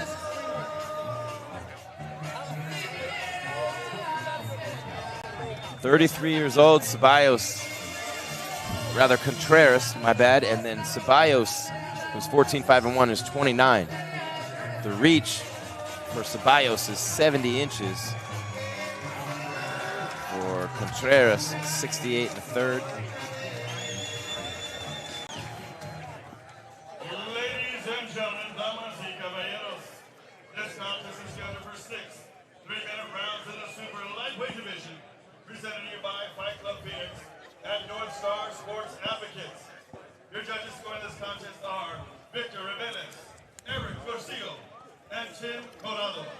And the third man in the ring is referee Timon G, who will be given the final instructions after the introductions. Introducing first, fighting on the blue corner, with trainer Alejandro Gonzalez, wearing black and green. He stands at 5'6" with an official weight of 138.9 pounds from Guadalajara, Mexico. He's a journeyman with a professional record of 24 victories, 18 defeats, and 1 draw, and 22 big wins by the way of knockout. Here is Dennis Contrarus!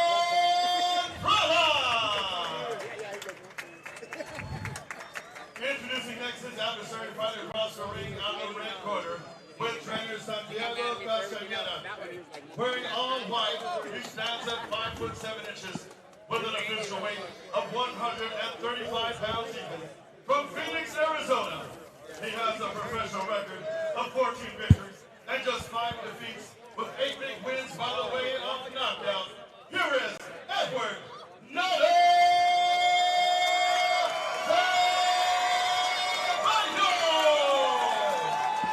Nice reception from the crowd for the local boy. And another one showing out with those trucks. Those are very nice.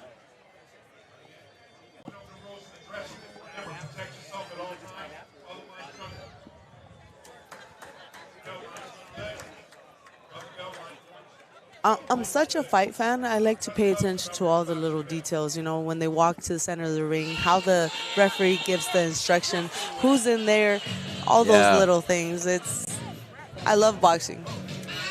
Look at like that Mike Tyson type shirt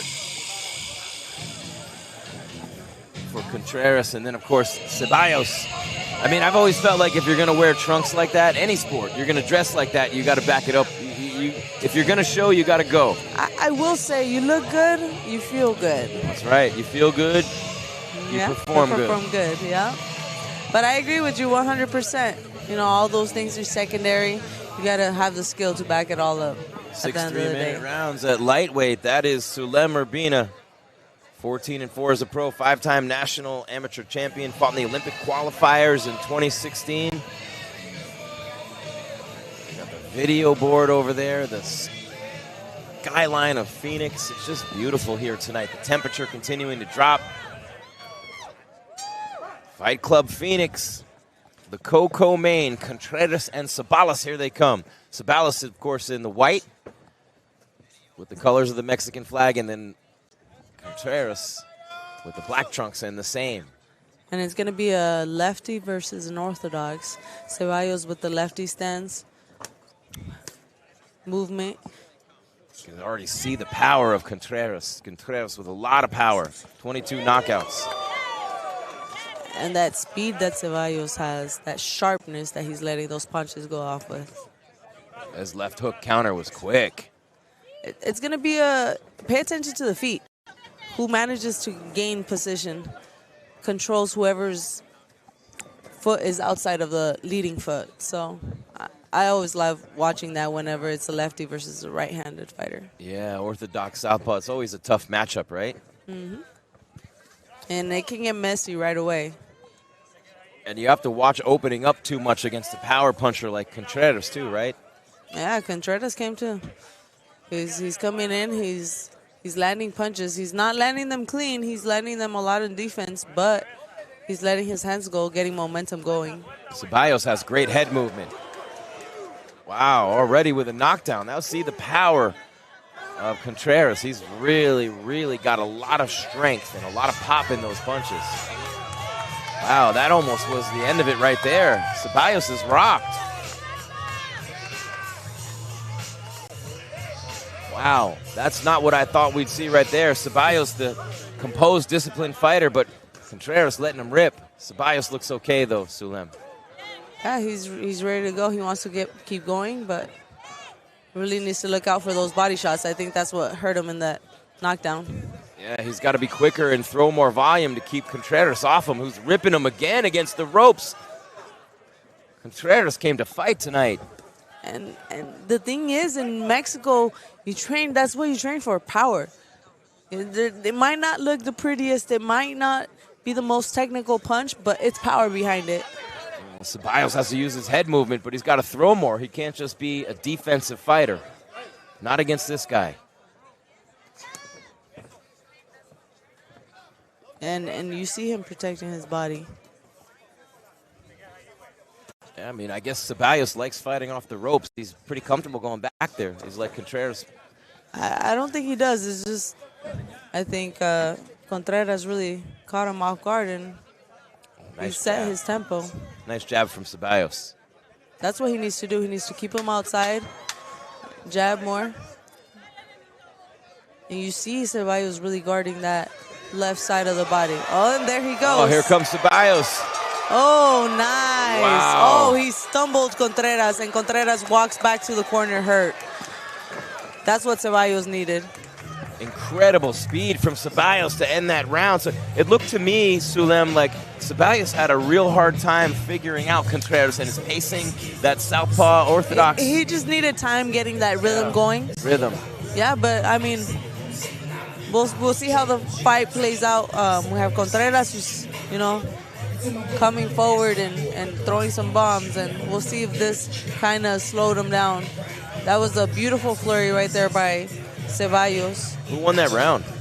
I think because of the knockdown, Contrarus did.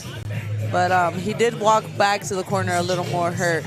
I was going to say, saved by the bell. Yeah. I think he was definitely saved by the bell. So what does Sabalos need to do to pick up with that momentum right here as we start round two? He needs to use that speed, use that jab, use those combinations, those flurries. I mean, he already saw what that flurry did to Contrarus, and he needs to stop allowing Contrarus to just come forward.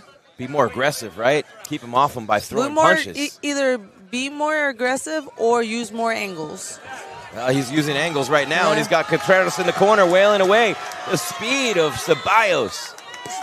Oh, nice. Picking his body shots right there.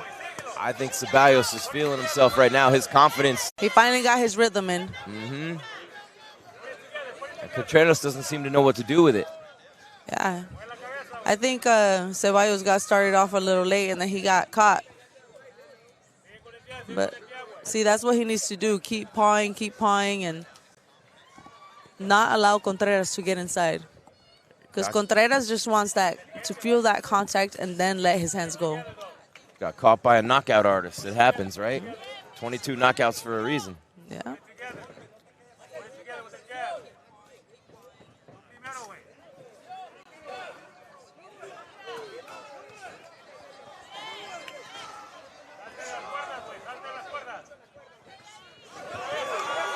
And that was a beautiful left hand that Sabalos landed right down the middle. Now look at the combos from Sabalos. The left one rocked him. Oh, that uppercut. That left uppercut is landing really nice. The jab, too. He's snapping that head back. It all starts with the jab, right? Always. It always starts with the jab. Somebody I know that's a very great coach, Andrew Soto, he taught me, you think with the jab. If you're tired, you jab. If you don't know what to do, you jab. If you're anything, you jab.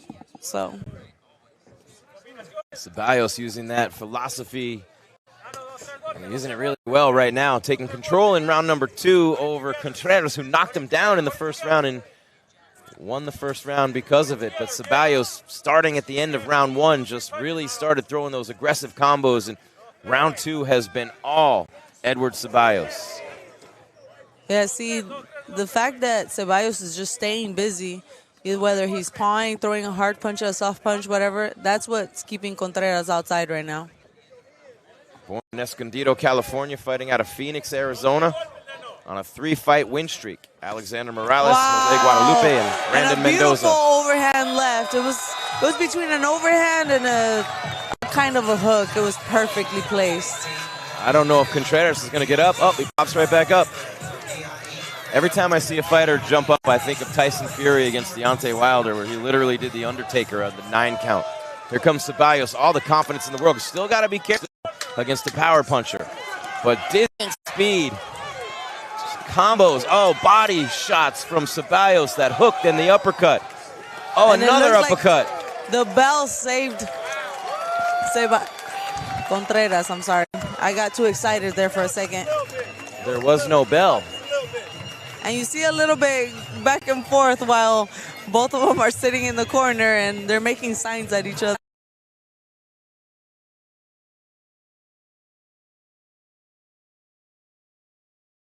Third round, you saw them, sit down on their stools and look at each other and make some signs. So they're going to come out swinging for that third round. I'm just wondering what's wrong with the bell. I don't know. We haven't been hearing it, though. No. I guess something new always. The horn on the MMA fights and the bell in boxing. Contrarus looks a little lost over there in his corner. Let's see who imposes their will here on the third round. I think it'll be more Sabalos. He's really feeling himself, although he does have some blood coming out of his nose. What's that like when you're bleeding out of your nose and you have to mouth breathe? I don't know. I guess I'm a savage. I like the taste of it sometimes. Oh. I don't even have a response for that. That's great. I don't know. In the pros, I didn't really bleed that much, other than from cuts. But from my nose, it wasn't really a thing. Oh, nice body shot from Contrarus, and Sabalos combos fighting his way off the ropes so fast. Contrarus doesn't know what to do with the speed. Speed versus power. Oh, and they're really trading leather here. Sabalos with Contrarus up against the ropes, having his way since the very end of round number 1 when he was knocked down early and almost didn't get up. The blood really pouring out of the face of Sabalos, though, now. Oh, and Contrarus landing some big shots in close. Just bullying his way forward. Yeah, head contact for sure. I saw you tapping your head. I'm amazed. This is a very entertaining fight. Look at the face of Contrarus getting puffy and red. Blood coming out of the nose of Sabalos. We have a fight in downtown Phoenix. Oh, and I think Sabalos is cut on his right eyebrow. Above his right eye, yep, Yeah. just off to the side there. Oh, that's a nasty one, too. Yeah, That's a nasty cut. I didn't really see a punch land, so I'm wondering if that was a little bit of a head clash. I think it was. I think it absolutely was. Great call, Sulem. Oh, and he's a nice left from Contrarus right to that bloody eye. Oh, no. His face is a bloody mess, Sabalos.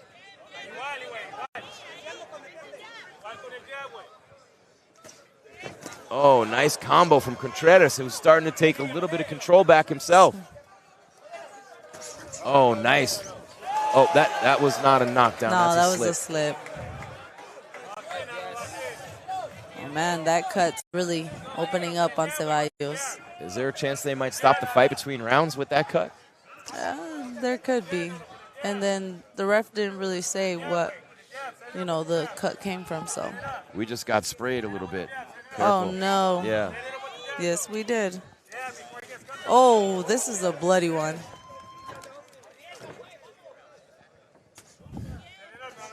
See, if Sabalos just continues to jab and keep him outside by throwing, just playing, not even every punch has to be solid. You just keep him at bay. That'll keep Contrarus outside. The blood's coming out of a nostril and from the corner of his right eye. Left nostril and the corner of the right eye. Let's hope he has a good cut man in the corner.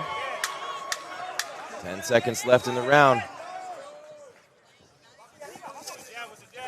Oh, nice little combo there from Contrarus toward the end of the round, landing a couple of times there. Contrarus throws his arms up in the air. Nice comeback for him in that round. Yeah, definitely. Good round. Well, we got both their DNA sitting here at our table, so we know it's a good fight. Yes, we do. It's a bloody one.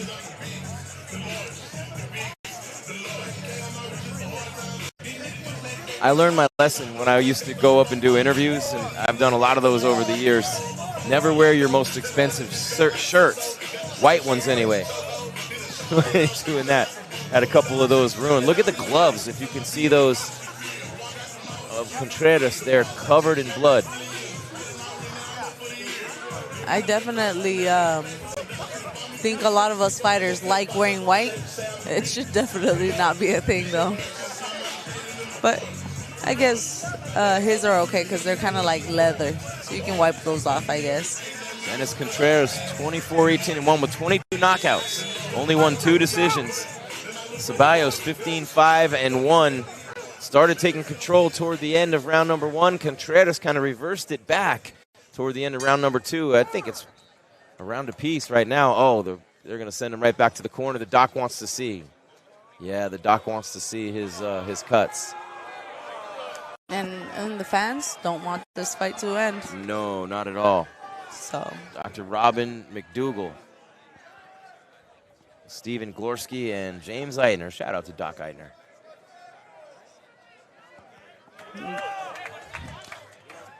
Send him over to the corner. They're going to let him continue, Sulem. All right, nice job on the medical side.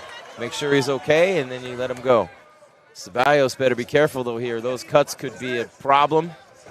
Meanwhile, for Contrarus, his face is all bruised up, for sure. Right in front of us, they trade blows.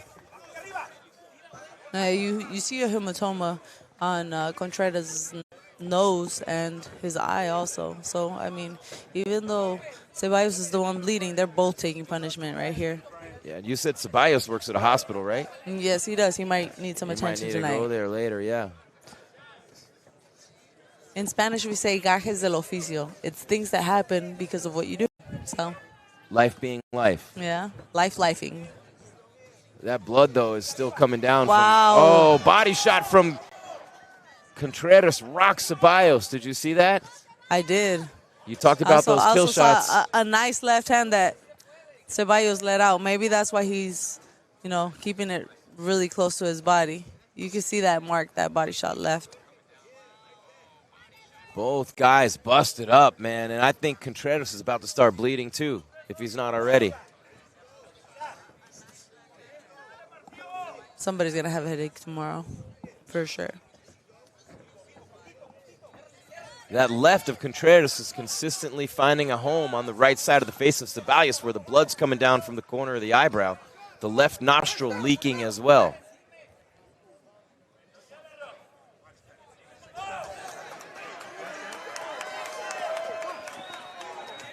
Referee Timon Dean taking control in there. Mm-hmm. Good job by him. Sabalos needs to keep using that speed and throwing those combos. He had success with those in the fight. Even if he's pawing, it keeps Contrarus at bay. You just can't allow him to step in and let his hands go. Oh, nice left from Sabalos. That hook found a home. Coming forward with the double, triple jab, and then the left behind it. Let's go off that left hand really nice. Ooh, that jab from Contrarus finding its way through, though. And Sabalos need to keep those hands up.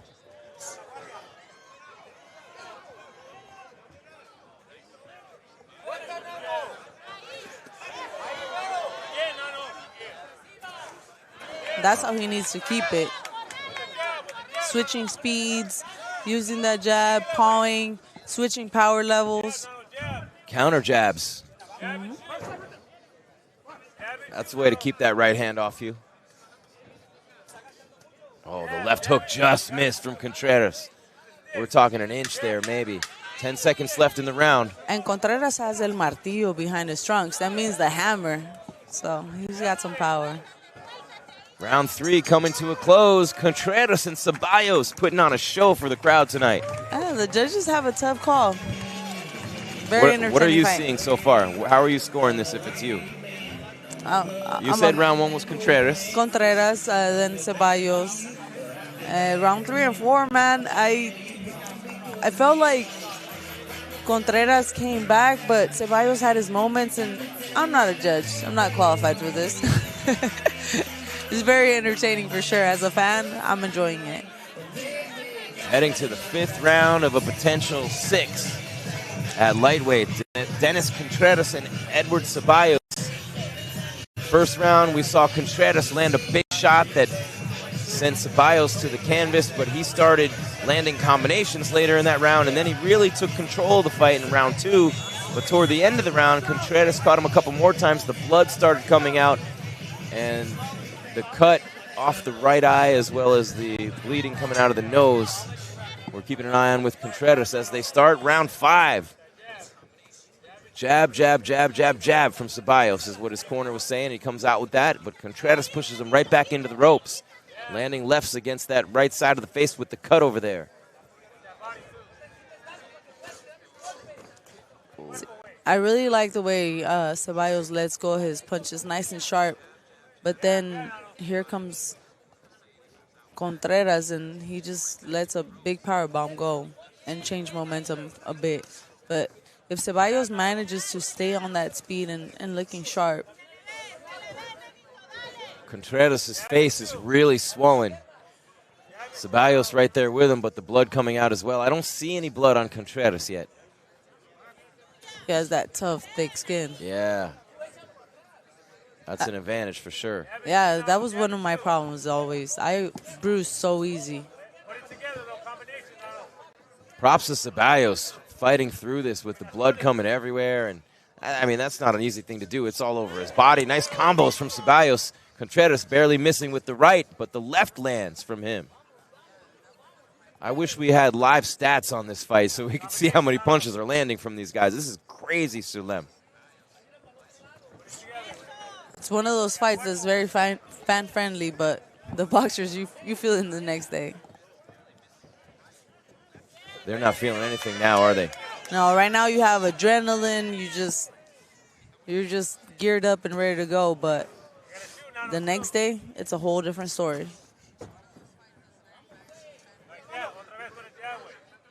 Sabalos looking pretty sharp so far this round, though. Yeah, as long as he keeps pawing and, keeping Contrarus outside, he's doing well. But when he allows Contrarus to come forward, that's when he gets into trouble. Nice left from Sabalos. Contrarus, though, landing with that jab. Oh, the counter from Sabalos. Left hand. And it kind of wobbled Contrarus. Yeah, he's on shaky ground right now over there. The jab finding its way through from Sabalos. So patient with that jab. And now the combos that we saw toward the end of round 1 and for most of round 2 starting to land again for Sabalos. Nice left from Sabalos. Boy, Contrarus is tough. He is so tough.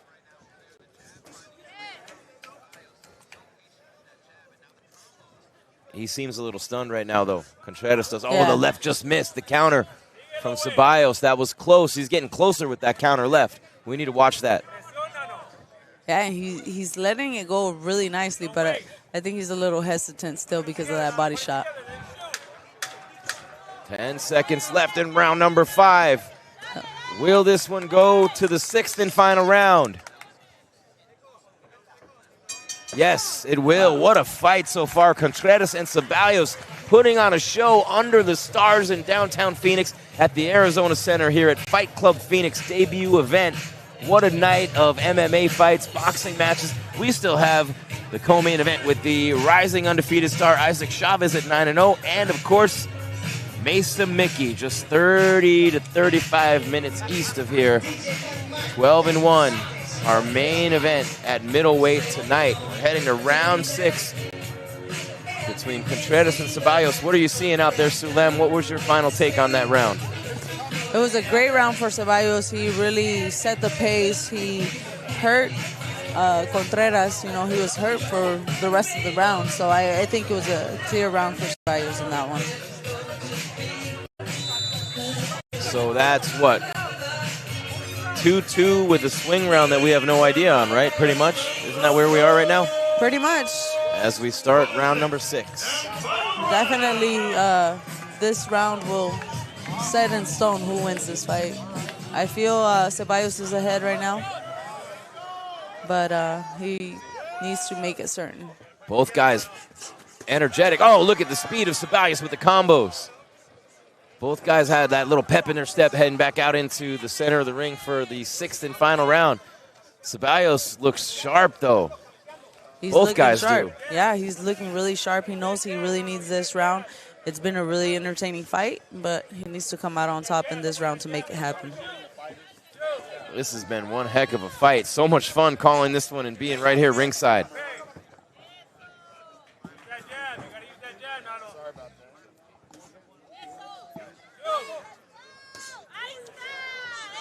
He's looking for that left hand. Yeah, Sabalos has seen something, and it's been getting closer. That counter left, the big shot, the hook is there, but look at Contrarus coming forward. Oh, peppering the bloody face of Sabalos with combos. And that's what Sabalos can't do. He can't stay still, and he has to keep punching. Like I said, even a different momentum, but he has to keep Contrarus at bay. How tired are their arms right now? Not as tired as they're going to be tomorrow. Adrenaline's a beautiful thing, isn't it? It is. Oh, nice jab, counter from Sabalos. He's timed up those shots of Contrarus pretty good, but the flip side of that is he's thinking about a combo, or a counter, excuse me, and some of those shots are landing from Contrarus. Plus, he was really hurt, knocked down in the first round. He's been bleeding for, what, 4 rounds now? Oh, nice shot sent him into the ropes, though. I'm really surprised at the way Sabalos is still able to let go of that speed. I'm surprised, too, and I'm also surprised that Contrarus is not bleeding at all. Yeah. That face is swollen and battered and bright red. Oh, nice combo from Sabalos. Beautiful. What a fight. We still have 2 more big ones to go.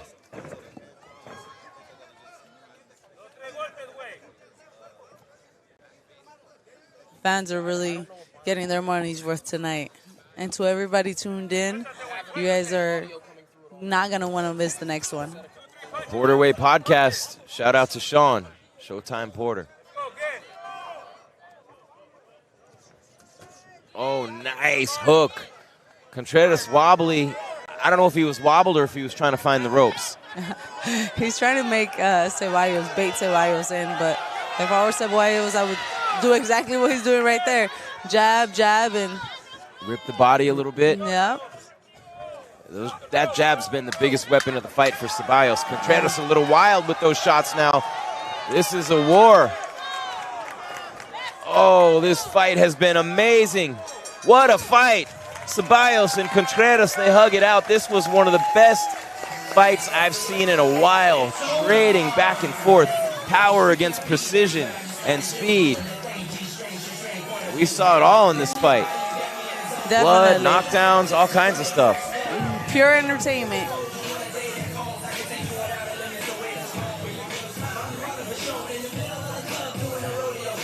And I mean, these fighters, they're very experienced, so you're expected to see these type of tough fights once they get into those, big numbers in their fights. When they have 15, 16 fights, you're expected to be in these wars. That's what they pay to see. That's what they pay to see, Sulem. What a fun time down here in Phoenix. Fight Club Phoenix, first event.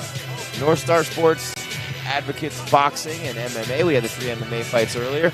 We're awaiting the decision now of Contrarus versus Sabalos at lightweight. I want to thank some of our sponsors, Molina Jewelers, Atari Hotels, Swagalock Southwest, Luxury Auto Collection, Twin Peaks Brewery, E-Boost Energy Drink, Beneath Underwear, Le Mans Bicycles, Allview Men's Fashion Clothing, Day Trip RX, Ron Staffing, Apex Motor Club, 10 Tenths Motorsports, and Troy Lee Designs. Thank you to all of you for helping us bring this event to downtown Phoenix and around the world on the stream, on the PorterWay Podcast. And we know Shawn's got fans all over the world, that's for sure. The champ, the people's champ. Yeah. Everybody loves Shawn Porter.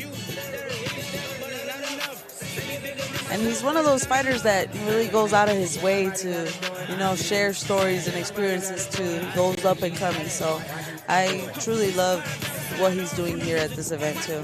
Yeah, absolutely. Stipe here as well. Stipe told me a good story earlier that John Lennon, his father was one of Stipe's first sponsors when he started his career. Oh, yeah. They go back that far. Those stories are common in these sports, though. I love these sports so much. Boxing, MMA, for those reasons. There's the camaraderie, the teamwork. We saw Tim Welch out here cornering. He's got a fight on the White House lawn in a couple months. He's cornering a 1-0 pro out here. It really is when you get into it and you start to feel what this sport, both sports are all about. Those stories are super common, filled with great people helping each other out, and teams that have each other's backs, humility, and like you said, the gentleman's sport.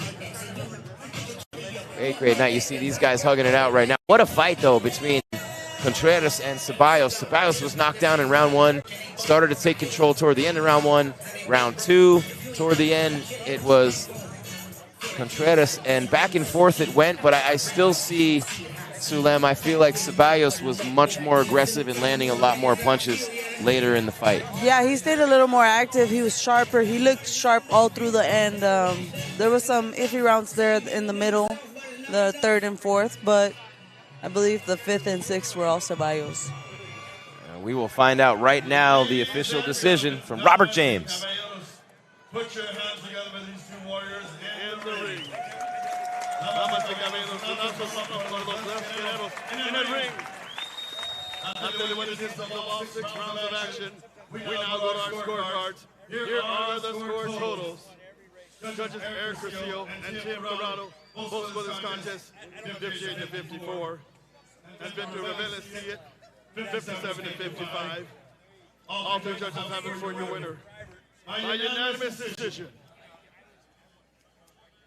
Edward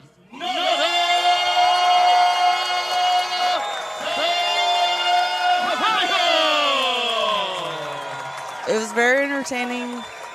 Both fighters were in there. It was a challenge for both of them, but I do believe Sabalos took that win tonight. It was competitive, but I think he imposed his will in those last 2 rounds to take it clean.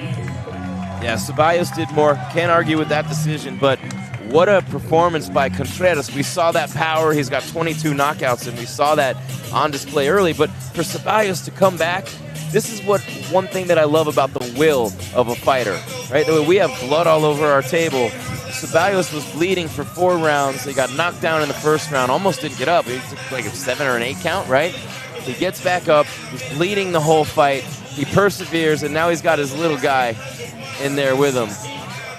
And that's what it's all about in life, not just in boxing. But I mean, to fight, can you just describe for us who have never done this what it's like to fight through all that and still come out victorious? How's he feeling right now?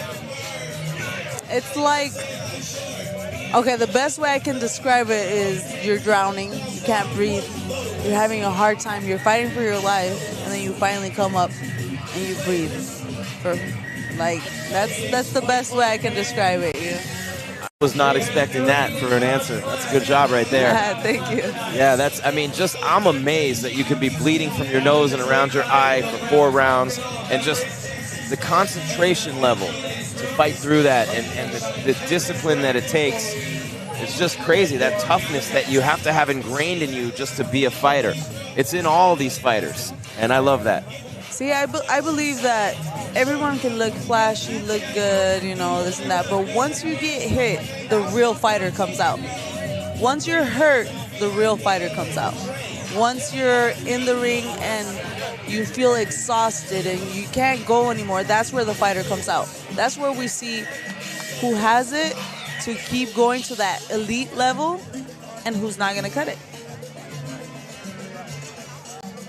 You got to have a lot of courage and, like I said, be a little bit of crazy to do A little this. bit of crazy, or maybe a lot crazy. Maybe a lot, yeah. Maybe a lot crazy, but it's crazy. And you can't, with Contrarus, with that skin, he's lucky he doesn't not a bleeder because he got hit a lot and no blood. It's amazing you can hit that many times and not bleed. What a fight. We still have 2 more to go. We have Jesus Ramon Perez coming in against Isaac Chavez, 9-0 at lightweight. Raulio Rodriguez coming in there at middleweight against Mickey Scala. Mesa, Mickey, 12-1, right outside his hometown. Mesa, one of the biggest suburbs, maybe the biggest suburb of Phoenix. I'm not sure overall, but Mesa, Mickey. Yeah, definitely excited for that next one. I don't know too much about Jesus Ramon Perez, but I know that I've seen Isaac Chavez fight here on local shows, and he's very entertaining to watch. He throws punches and bunches, he comes forward, and he's very fan-friendly. And he has some speed and some power behind it. See, you could just see how I just flow with boxing. I know boxing. MMA, I'm still, today I dabbed my toes in it a little bit, but I'm still very, very much green. So to anybody that watched the MMA show earlier, please forgive me and give me room to improve. You were great. You were fantastic. And it was a lot of fun watching you experience that for the first time. It was very fun. That was actually the first time I think I've seen MMA live. And I've never, the only fights that I've really watched have been, like I said, women's MMA fights. And nothing ever live, so that was a first for me. I have bloodstains on my laptop, bloodstains on my notes, no bloodstains on me or the clothes. That's the important part right now. Yeah. Did they get you? Perks of being ringside. I'll take it. I'll tell you, when Canelo Bivol were fighting, I was actually right under Bivol's corner. Wow. So there was a moment where I think Canelo did a little look away, and all his sweat fell on me. So I was like, all right, I guess. Not too bad. He's a legend. It's so part of the experience, right? Yeah. And Bivol really asserted his name in boxing, winning that fight, It was a huge win for him. And the atmosphere here is just incredible. People having a good time, good music, good boxing, obviously great boxing with that last fight. So I'm hoping this happens more often. Yeah, I think so. I think it's a pretty good bet based on the turnout here tonight and everything I've been hearing and seeing. I mean, so many people out here tonight. I'm Groups, excited. VIPs, I'm excited for the future. Me too. I'm very excited. When's your next fight that you're commentating? Do you know? I don't. Hopefully it's another one of these cards, because that was very fun. It's definitely you get a different perspective. Obviously, you're not in great danger anymore when you're commentating. You say the wrong thing, but get canceled here and there, but not really something where you're getting hurt like back in the day when I was fighting. So It's a lot more chill and it's also fun. It's a different kind of fun. Because fighting in itself is really fun, but it's a different fun. I started training years ago, here and there, and then when I got back into this and I made combat sports pretty much 80 to 90% of my professional life, that's when I really started training more and boxing more. And the fighters loved it. They said, hey, respect to you, and thank you, and then they'd say, you still suck, but respect to you. But just the fact that you're doing it, that you're in there, I wanted to feel and I wanted to try to see what these men and women are going through. You want to be in there and you want to just kind of at least have a feel for it. You get a different perspective, and it opens your eyes to speak a little better on the sport that you're speaking on, Yeah, you know what the biggest thing was for me, the biggest takeaway? What was it? You don't realize how fast all you guys are until you try to do it yourself. You don't realize how fast elite boxers actually are. And people are going, oh, just hit him. And you're watching fights with 2 elite boxers. Mayweather's in there. Oh, just hit him. You can't hit that guy in a phone booth. But it's crazy to see how fast and the actual speed of it up close like this. And the higher you go in the rank, like you said, Canelo Bivol, it's just absolutely, it's like watching Michael Jordan do a 360 dunk. You know what I mean? It's no different. Yeah. And then the mental game, everything, the physical fitness, the power, the speed, the skill, the timing overall. If somebody has good timing, you're never going to. It's insane. I've been some great events over the years. I remember seeing Antonio Tarver and Sugar Shane Mosley and Floyd, and just in person, up close, seeing Floyd, young Floyd too.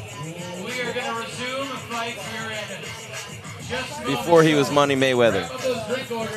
Yeah, it was Pretty Boy Floyd. Pretty Boy Floyd. Yeah, and you saw the alter ego. As Pretty Boy, I think he was just the fighter. He would, go out there, hurt people and whatnot. Once he changed into the Money May Floyd Mayweather, his alter ego changed. Everything about him changed.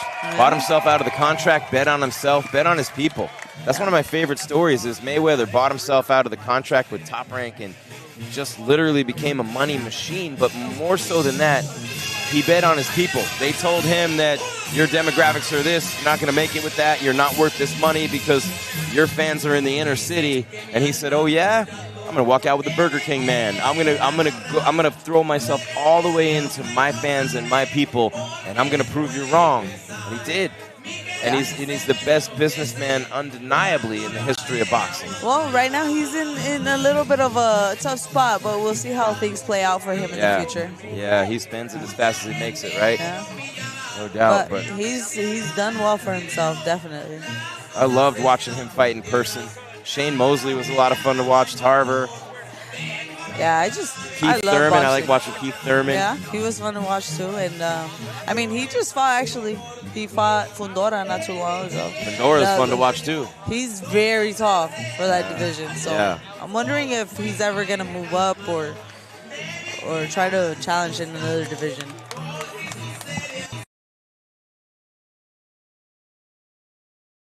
Chavez, El Mero Mero, undefeated at 9. He's walking up into the ring with his tejana, which he always does. Raised here in Arizona, proud of his roots. Born in Mesa, just like Mesa Mickey Scala, fighting out of Phoenix. And look at that outfit. He's ready to go.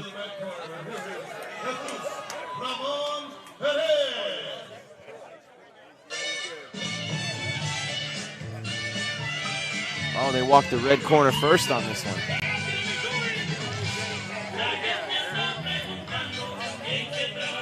Nice job. Nice job on the ring attire from Chavez. If you could get a good shot of that, there you go. You can see him right there dancing. Look at that hat and the robe, the tassels. That's an Arizona boy to the bone right there. He's got the tassels on the boots, too. You have to have the cowboy hat if you're from Arizona, right? I mean, it's almost like part of the state uniform. Yeah. You know, back in the day, you used to see it more, but there was a lot of people that used to ride horses in South Phoenix. Yeah. Right out there. Yeah? You don't see it as often anymore, but it still happens. My kids live in Gilbert with their mom half the time, and it's, Dad, why do they put a farm right on the main road? I'm like, no. They built the road through the farms. It's the opposite, right? You don't realize where you're living and what it was 20 years ago. Crazy, the growth in Arizona. And speaking of growth in Arizona, what about the growth on the local boxing scene? You've been here and literally had a ringside seat like we do here tonight for all of it.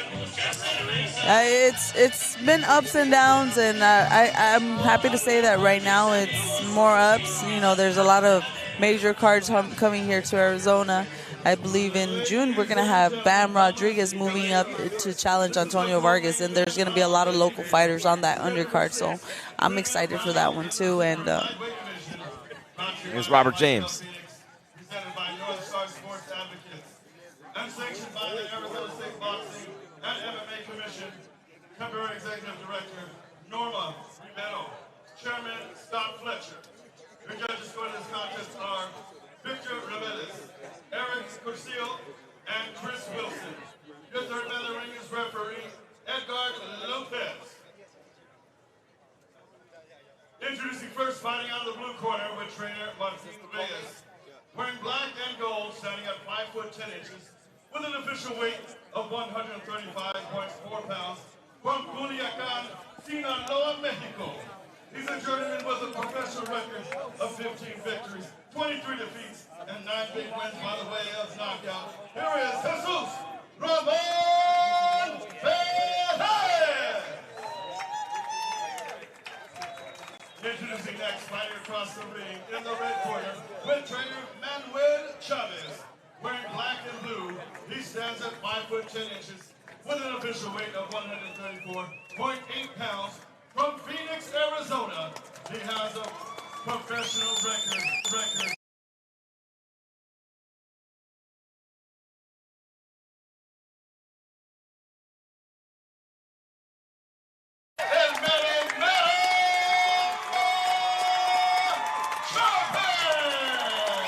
El Mero Mero Chavez goes in against Jesus Ramon Perez, a very experienced fighter. What does Mero Mero mean? The one, like the... Okay. Yeah, the one. That's the best way I can explain it. The one or just the one? Because Mero Mero. Yeah, I would say the one. The one. It would translate better. All right, so Chavez in the black with the baby blue. And then you got the black with the gold for Jesus Ramon Perez. Diamante is his nickname. 35 years old. He's 5'10", with a 69-inch reach. As the bell sounds and we hit round number 1, Chavez, no age listed for him. Oh, sharp with that jab early, though, going to the body with it. Yeah, you're going to see a lot of explosiveness and speed from Chavez. Can already see that movement, the head movement, the rolls, the slips.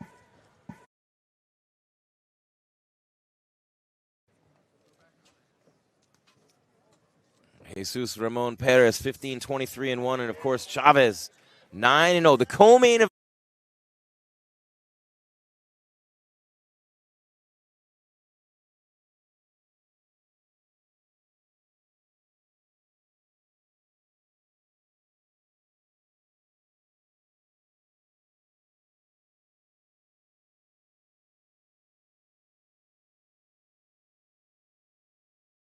In Jesus Ramon Perez and Isaac Chavez, El Mero Mero.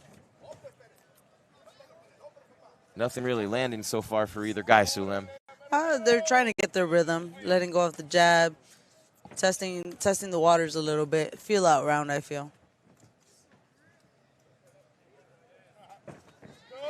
Orthodox fighters, a reach advantage for Perez. Although they're pretty, like all the fights we've seen tonight, one fighter's been a lot taller than the other. These guys are pretty evenly.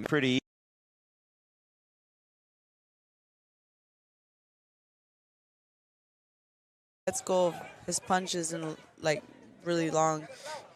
The reach is really nice on him. Nice right hook to the body from Chavez. Oh, beautiful left hook upstairs also. The angles and the movement, he's coming from different levels, different angles all the time. Yep, and he's moving his head, he's ducking here, moving low. At least so far, you can see why he's had so much success in his career in the ring. And here you have his opponent now switching stance to the lefty. Let's see how Chavez makes the adjustment.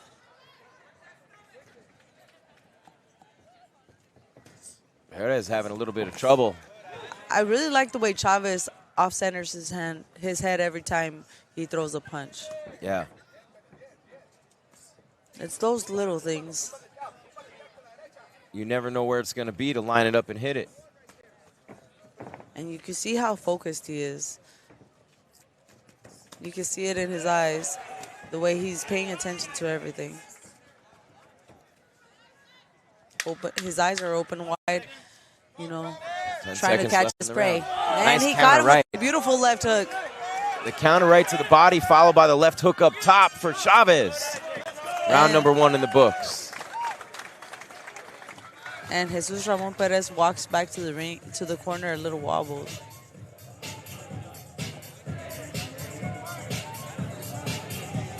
This one is scheduled for 6 rounds, 3 minutes apiece. Our main event scheduled for 6 as well.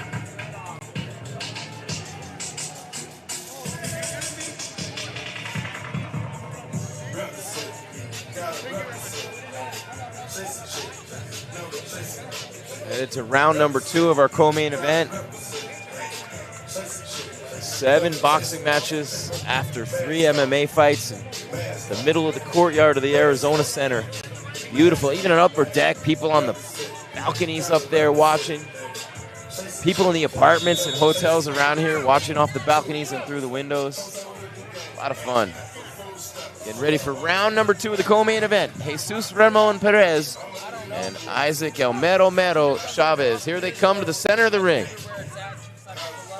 Chavez looking to build upon what he started to put together in round 1. Angles, movement, up, down, levels, low blow from Perez there.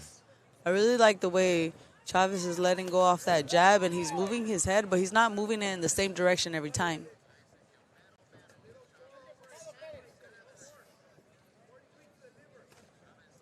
So poised and focused in there.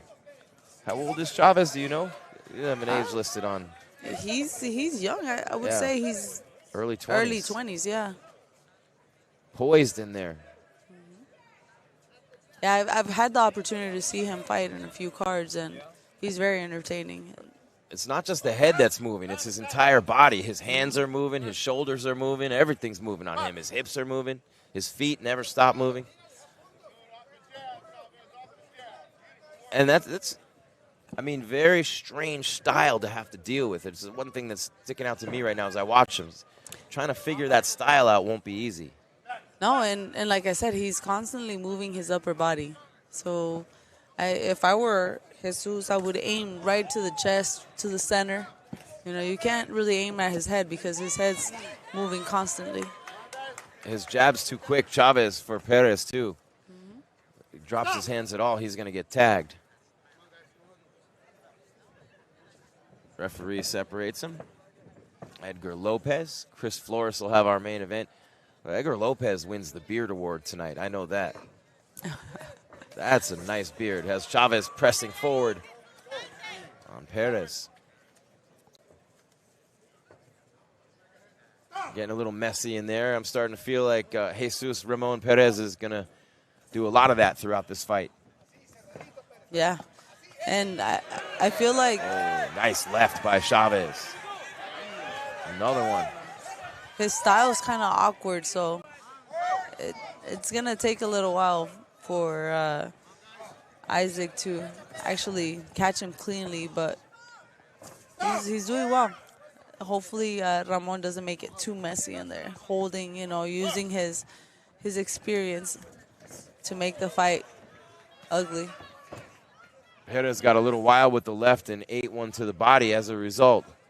This has gotten a little bit ugly here with the tie-ups. Hey, you got to do what you can to protect yourself. Can't figure it out, he's going to hold. Nice jab from Chavez, pops the head back. And I just love how he's able to let it go so nicely, so long. He's got good power in his left. Nice hook from Chavez. Oh. Good defense, too. End of round 2. He made Ramon Perez miss a really good overhand right. 2 rounds for Chavez so far? I would say so.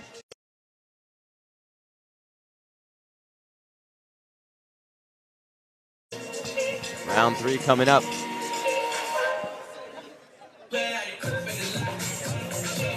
See Perez breathing a little heavy over there in his corner. That's exhausting though when someone's moving that. You're trying to follow their movement, and it's. I want to have you explain a little bit about that, because it's one thing the physical fatigue sets in, but what about the mental fatigue from trying to just gauge this guy and read him constantly throughout the fight? That's a little stressful. That's when the corner.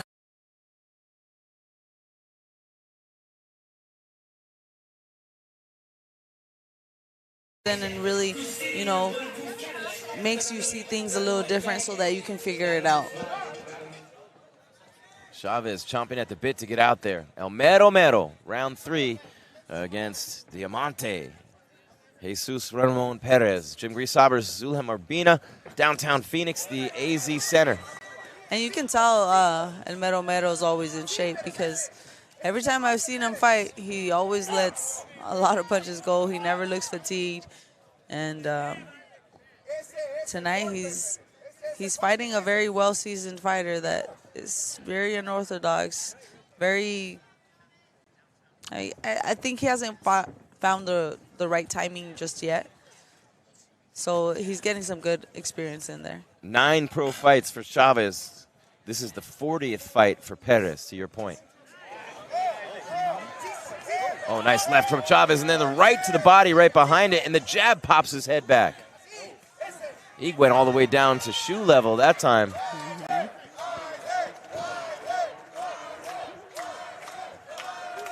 Hear the fans chanting for Mero here in downtown Phoenix. Yeah, every time he fights here, his fans really show out for him. Looked like a low blow from Chavez there, but it was off to the side. No harm, no foul.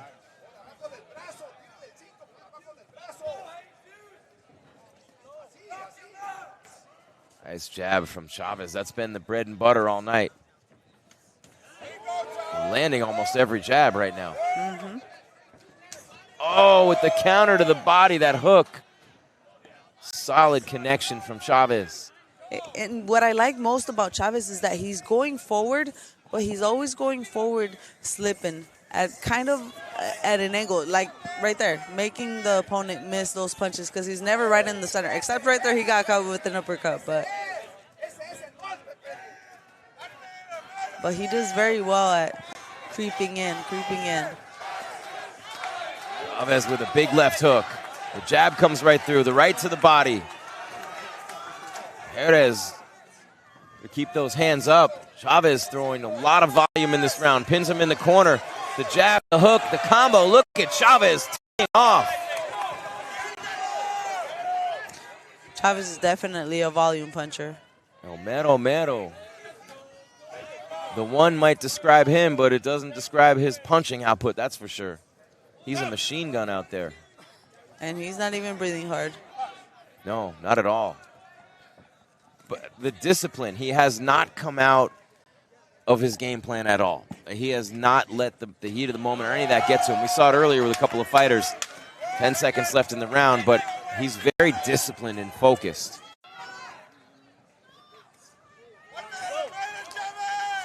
And his style is very unique. The way he's always off-centering his head and moving constantly in different directions. It's definitely a style that's very hard to pick apart. Yeah.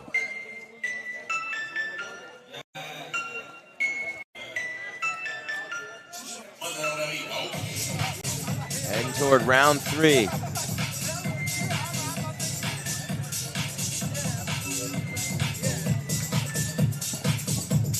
think she had the wrong sign. I thought four. that was round We're going to round yeah. 4. The girl had the round 3 sign. That's okay.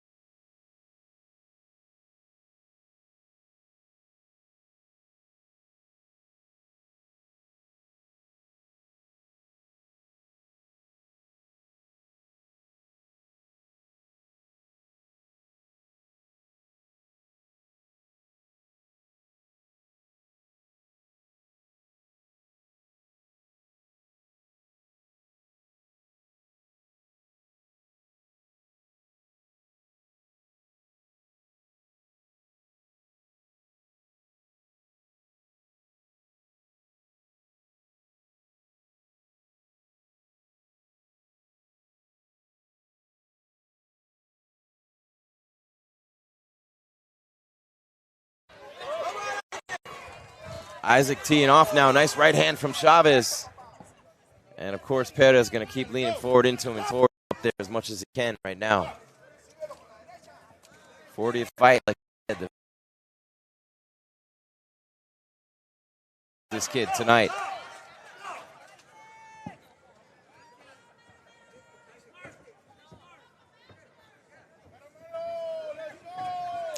And the crowd chants El Mero Mero for Mr. Chavez. Nice left from Chavez. Lands clean, the jab coming right through. All that movement from Chavez really starting to pay off now. Perez doesn't know where those fists are coming from. When Chavez is able to just stay at his reach and let those combinations fly from where he's at, he looks really clean. Sometimes he tends to smother himself, and that's when it gets kind of tangled. But he's doing very well. And every fight he's going to be improving. I think this is a really good test for him. The constant movement, it makes him look that much faster too. Yeah. Look at that. Perfect illustration right there.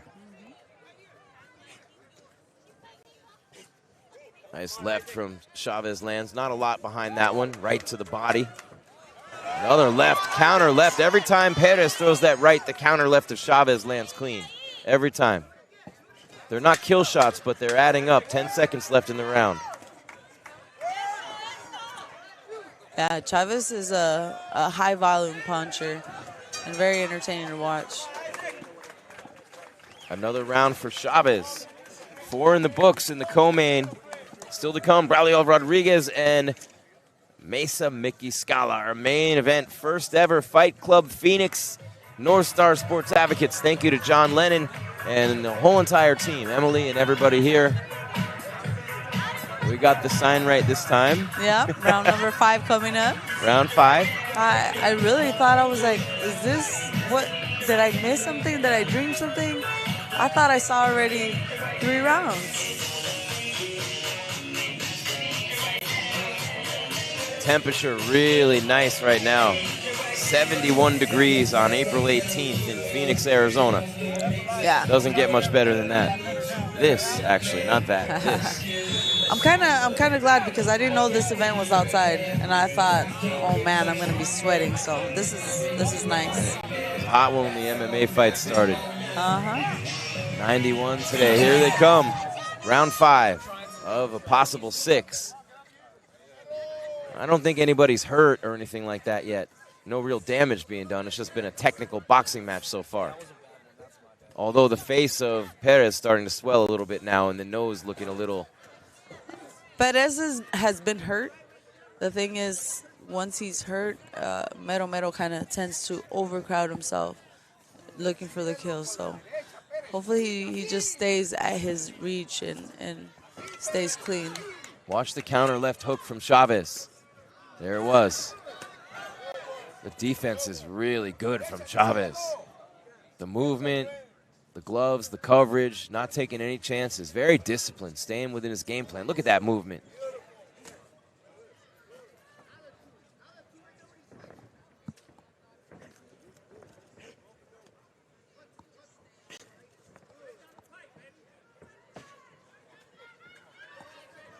Nice to have the luxury of the monitor next to us here for this one.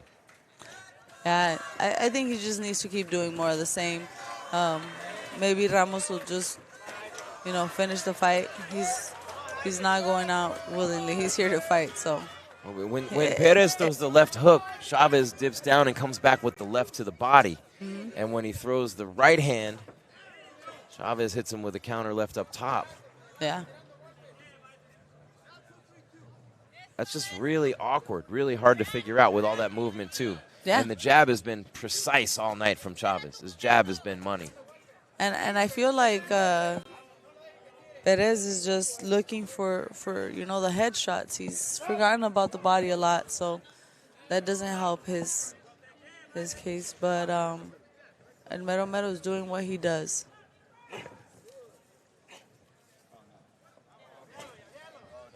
He's a really high volume puncher, and he's hard to get a hold of, hard to figure him out, hard timing. Perez doing a little bit better job this round, though. Not much landing so far from Chavez. Yeah.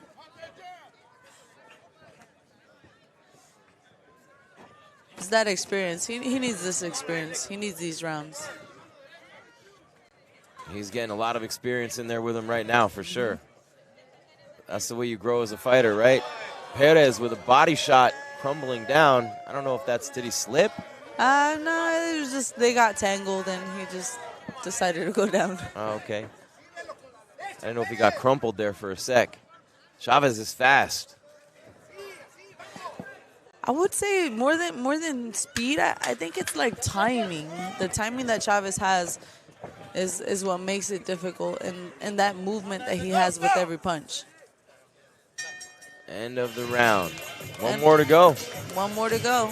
Round number 6. I think Chavez has won every round so far.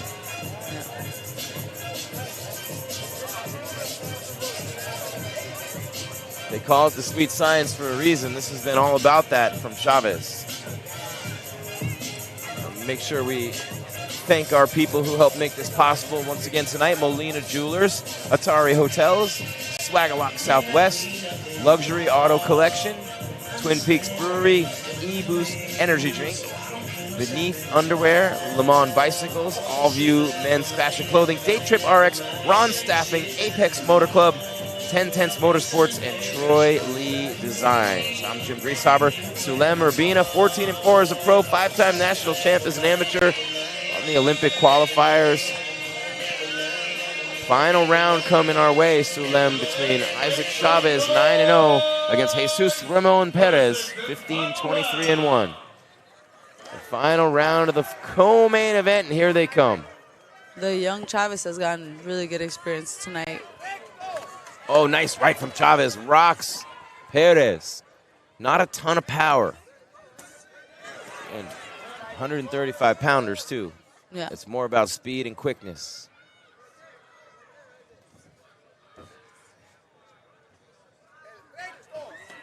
Nice right from Perez. That landed very nicely on the chin. Push into the corner. Now Perez saying, hey, let's go. Let's get back in here. This has definitely been a good learning experience for Chavez. I feel like sometimes even if you don't win pretty, getting those rounds in makes you a better fighter than just getting rid of somebody in the first few rounds. You learn a little more.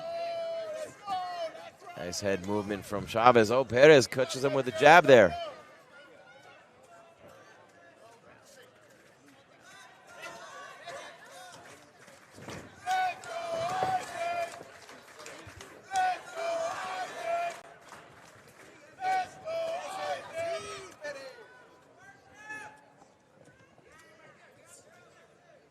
Chavez continuing to push the pace like he has all night, keeping Perez moving. And that awkward movement of Chavez has been a big problem all night. Perez with a lot of movement in there too, though. Chavez continuing to lead with that jab. Perez has to know he needs a knockout to win this fight. Nice right from Chavez. Counter from Perez lands.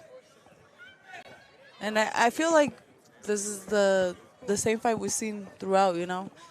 Chavez landing, using his movement, making his opponent miss, and getting good experience out of this fight.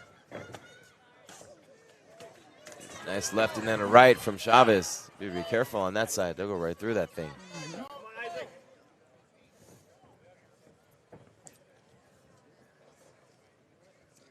Yeah, this ring, the ropes seem a little wobbly.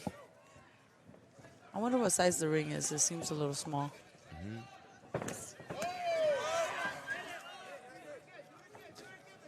Nice counter with the jab from Chavez.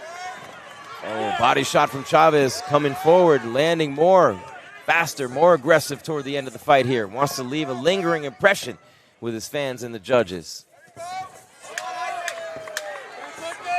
Chavez really pouring it on now. Look at the movement, the jab coming forward. Just as fresh now as he was when the fight started, and that's going to be it. Isaac Chavez, El Mero Mero. More than likely going to go to 10-0 with a win over Jesus Ramon Perez in our co-main event. Scientific, fluid movement. Very awkward, very hard to measure and dial up, and we saw a guy who's fought 40 fights now in Perez have a hard time adjusting to the style of Chavez, and I don't know if he ever did. Yeah, it's not very common for fighters to have that movement, that upper body movement, and Chavez really got some good experience in tonight, and he's going to be a better fighter after today. How do you improve now more with Chavez? Obviously, he's going to go to 10-0 here. Sacrifice, hustle, pay the price. I think one slice, got to roll the dice. That's why all my life I've been grinding all my life. All my life, been grinding all my life. Is beautiful. I like the way he off-centers his punches. And he's a volume puncher. He knows how to put combinations together. He has speed with it. If anything, I would start trying to sit a little more on the punch to see if it generates a little more power. But he's really entertaining to watch, and I'm enjoying seeing his growth. And I think every fight he's going to be a better fighter. Did you see his last fight? I believe I did, yeah. How much better was he tonight from that last one? You see the improvement fight to fight? Plus, you're getting tougher opposition, so I've definitely seen improvement. And I'm excited for what's next for him, but I would definitely like to see a little more of sitting down on his punches versus, he already has the speed. He already does a lot of things very well, just adding a little more to it. That is Sulem Urbina. I'm Jim Grieshaber on the PorterWay Podcast. Showtime Shawn Porter here tonight. Stipe Miocic as well. Most of the crowd still here. For this fight that went the distance. A lot of times the fight Yet another fight going the distance here at Fight Club Phoenix. Not here, not tonight. Fight Club Phoenix debut event. Judges' decision for the Arizona Boxing and MMA Commission. Great job by John Lennon and the team. What an event. We've talked about it all night. What a location to have this fight in. Just really nice. Yeah, and like you said, it's beautiful. Aesthetically, it's beautiful to fight somewhere like this. Let's see what the official word is. Robert James not in there yet. Waiting.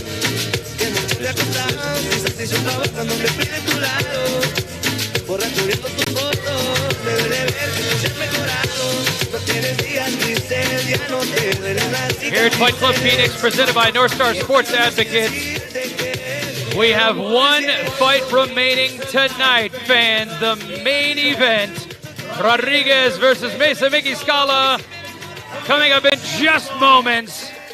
But first we have to settle this border war. Culiacan versus Phoenix. Who will be the winner of our co-main event? at Fight Club Phoenix.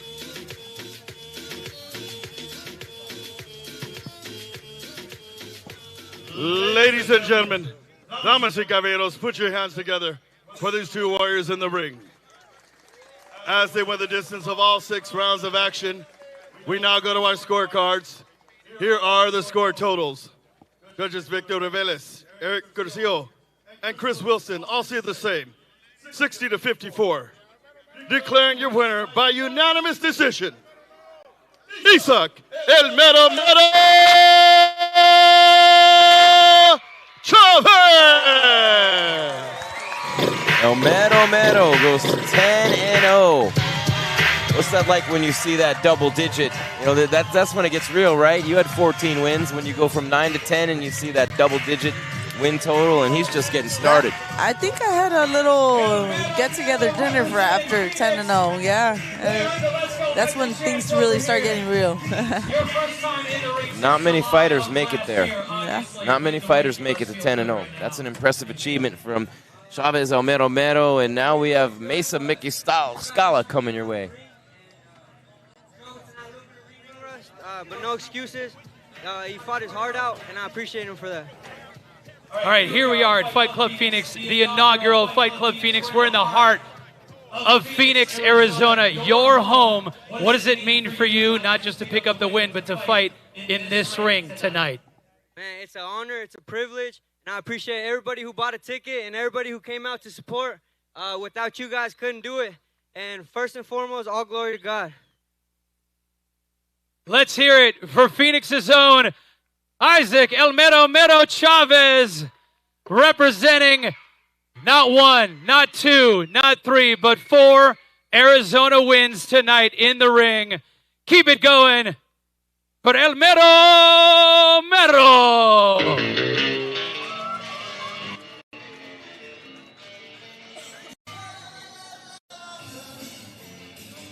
All right, El Mero Mero goes to 10-0 with the victory, and we only have the main event still to come.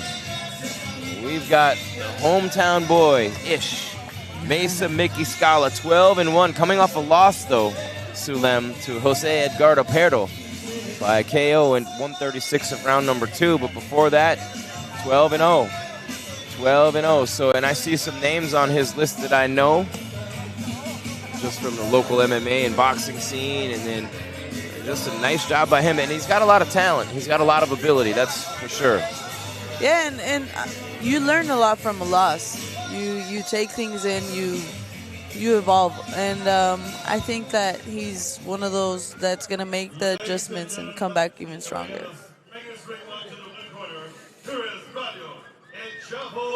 Rodriguez. Here we go, El Chapo Rodriguez coming out.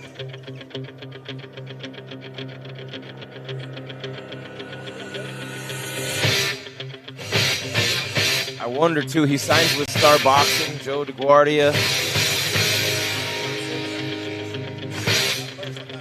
Yeah, and I believe he's done his last 2 fights in New York. Is that correct? Yeah, Star Boxing.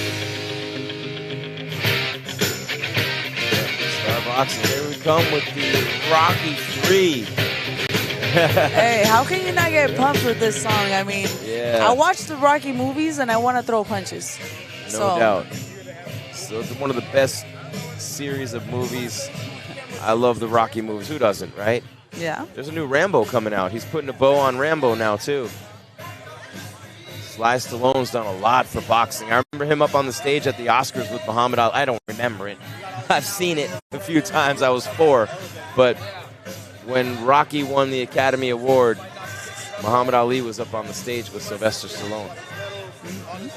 Iconic between the two of them.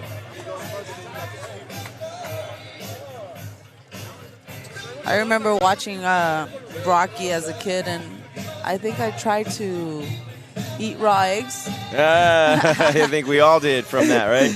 Yeah, that didn't go so well. Well, shout out to Hulk Hogan, too, because Hulk Hogan was created by that movie. The Ultimate Male against the Ultimate Meatball, and Hulk Hogan took that and went to WWF at the time and made that historic run ended up slamming Andre the Giant at WrestleMania 3. It's WrestleMania weekend, by the way. Yeah. But Hulk Hogan's career was launched by that movie. Mr. T's career was launched by that movie. They were in WrestleMania 1 together. I mean, I feel like all the Rocky movies, they're not necessarily too realistic in the sense of the skill, but they're very realistic in how you see a fighter's come up and downfall. Yeah, and with the actual The punches story. being thrown, right? So Dolph Lundgren almost killed Sylvester Stallone when they filmed Rocky IV. Did you know that? I did not They were know really that. throwing punches, and he hit him so hard in the chest that he thought he was in the hospital for 4 or 5 days.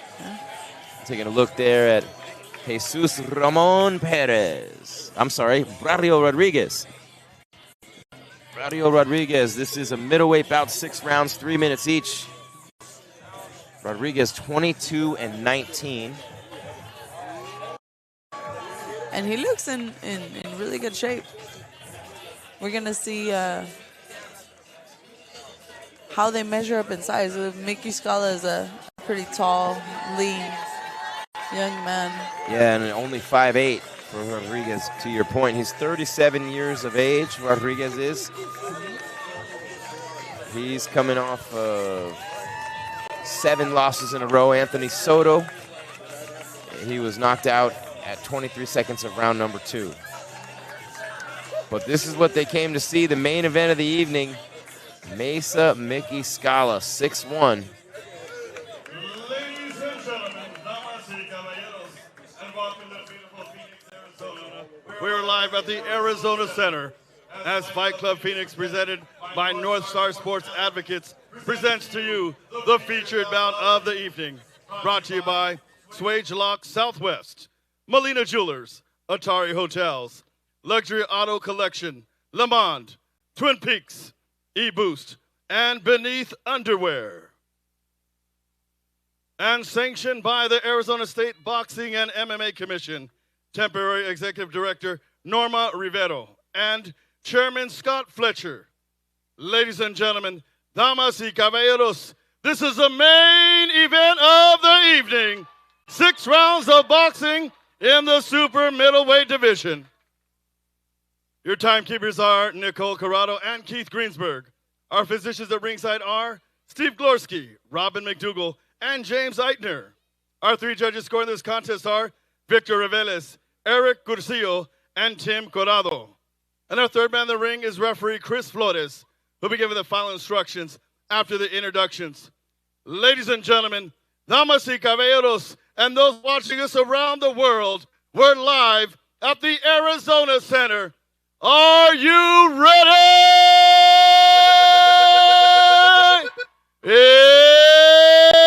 It's fight night! And now, introducing first, fighting to my left out of the blue corner with trainer Rene Acosta. Wearing the black and gold, he stands at 5 foot 8 inches with an official weight of 153 and 8 pounds from República Dominicana.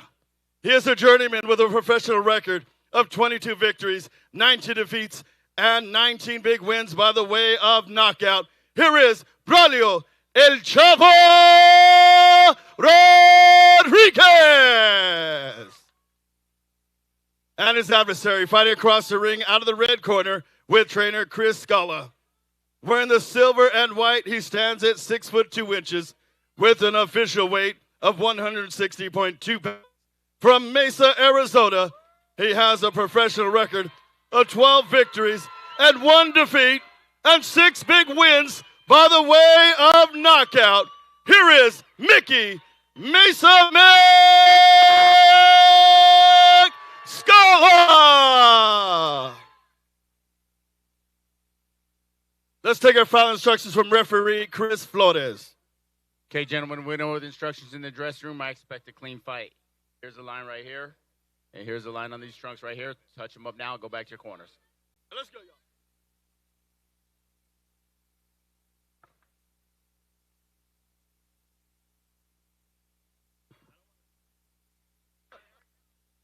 The featured bout of the evening from the Arizona Center in downtown Phoenix. It is Mesa Mickey Scala and Braulio Rodriguez, El Chapo. And here they come with round number 1. Mickey Scala in the white. And, of course, in the black and gold is El Chapo Brario Rodriguez. Jim Grieshaber and Sulem Urbina, happy to have you with us here tonight on the PorterWay Podcast channel. Shout out to Showtime Shawn Porter, Stipe Miocic here as well. What a night. History being made in downtown Phoenix. A lot of great fights tonight, both boxing and in MMA. And El Chapo, with a very interesting style, the way he ducks down and gets really low, knowing that Mickey Scala is so tall and lengthy. Yeah, and he's trained by his dad. Mickey told me earlier that, period, point blank, he needs to stay behind his jab. If he's having any success, it's because he's staying behind his jab. And that's a big thing for him. But that is weird. Look at how low El Chapo's getting. And I do know that there were a couple of opponents they had trouble with. This is a late booking. Never know what you're going to get sometimes. And so to Mickey's credit, just going in there to fight. Yeah, definitely. And you just got to get the job done. He's coming off of a loss. So just getting back in the ring and, getting that confidence again. It was in September of last year. Wow. Oh, floors him right there. Wow. The mouthpiece came flying out. Feet came flying up. His eyes are spinning right now. And El Chapo's smiling. Wow, already. The kill shot from Mickey Scala.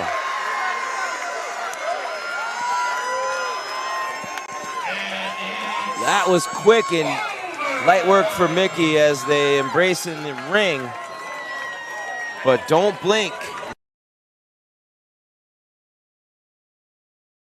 Fan section is going crazy here in downtown Phoenix on the finish from Mickey Scala.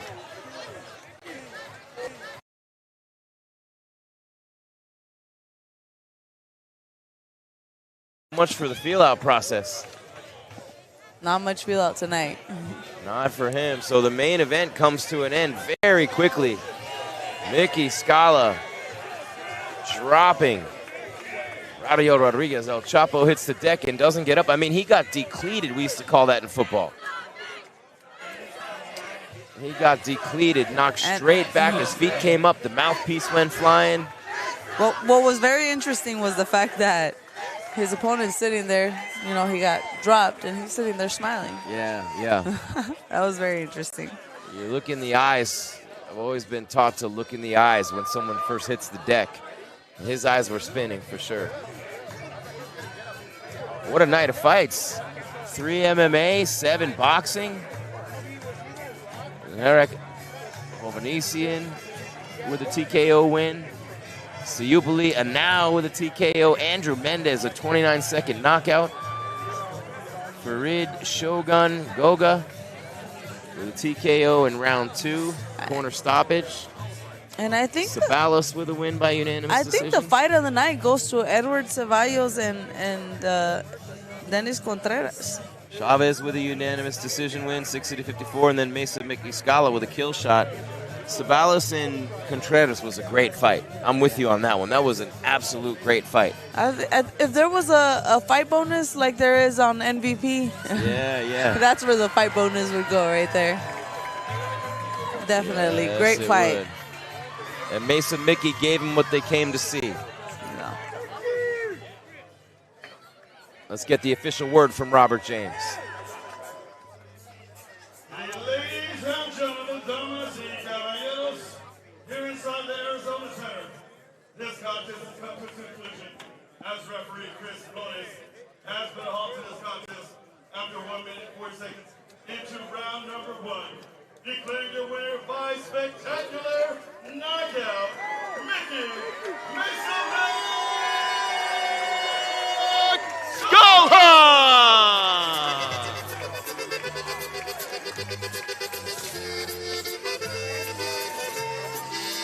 Mesa Mickey Scala with the kill shot and the victory right outside of his hometown tonight.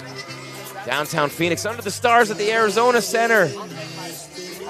What a beautiful evening and what a night for Fight Club Phoenix. North Star Sports Advocates one more time real quick before we wrap it up. Sulem thank Molina Jewelers, Atari Hotels, Swagalock Southwest luxury auto collection. They don't know it, but I'm driving one of those cars home tonight. All right, Twin Peaks Brewery.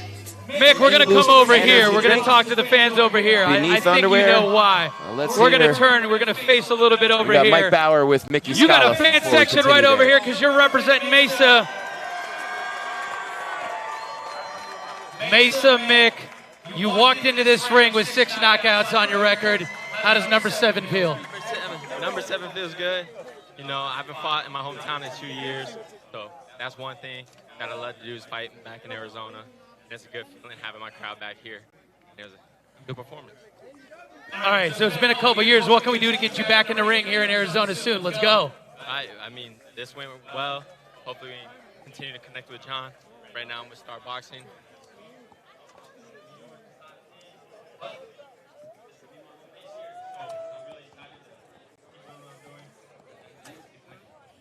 Now's an opportunity for you. I know obviously you got some good logos and stuff like that. You want to thank the people, part of your team, your supporters, the people that helped you get here. Because this man right here is very impressive with that knockout in our main event at the inaugural Fight Club Phoenix. But it's not just you, it's a big team, right?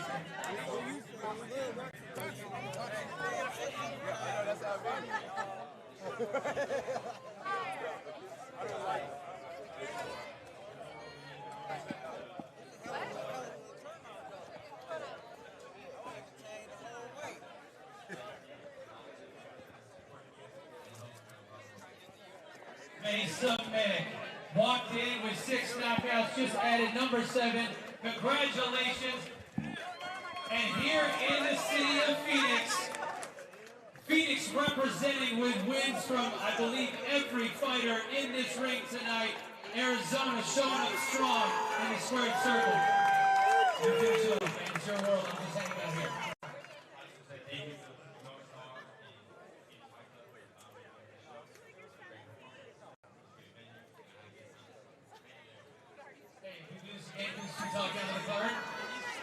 We do this again. Can we sweet talk you back on the card?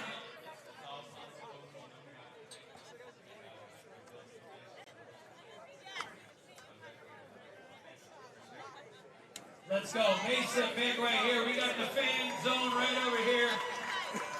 Congratulations. He walked in with 6 knockouts. He walks out with 7. All right, Mesa Mick, Mickey Scala, 7 knockouts. The hometown crowd's happy. He's happy. You know, what's that like to erase the sting of a loss? I mean, he waited since September to do this. I mean, it's relief. You know, getting back on the horse, winning again. It's what you work for. So there's ups and downs in boxing, and you just have to make the adjustment. And think about that sometimes, what it takes to bounce back from defeat, and especially when you've been undefeated and you've been winning like that, knocking almost everybody out, and then you rise up level to level, and it gets better and better. But we saw tonight, Isaac Chavez took a nice big step forward on his ascent, gets to 10-0. As you said, that's a huge milestone. And then Mesa Mick back into the win column. Sabalos overcomes a knockdown and bleeding for 4 rounds to win his fight. It just was a nice night to see that perseverance on all fronts from all these guys. And just a lot of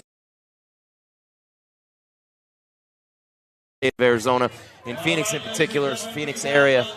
And it just keeps getting better and better. So to have an event like this, to have Fight Club Phoenix with North Star Sports advocates, it's sorely needed, and we need a lot more of them because we need these fighters to get fight.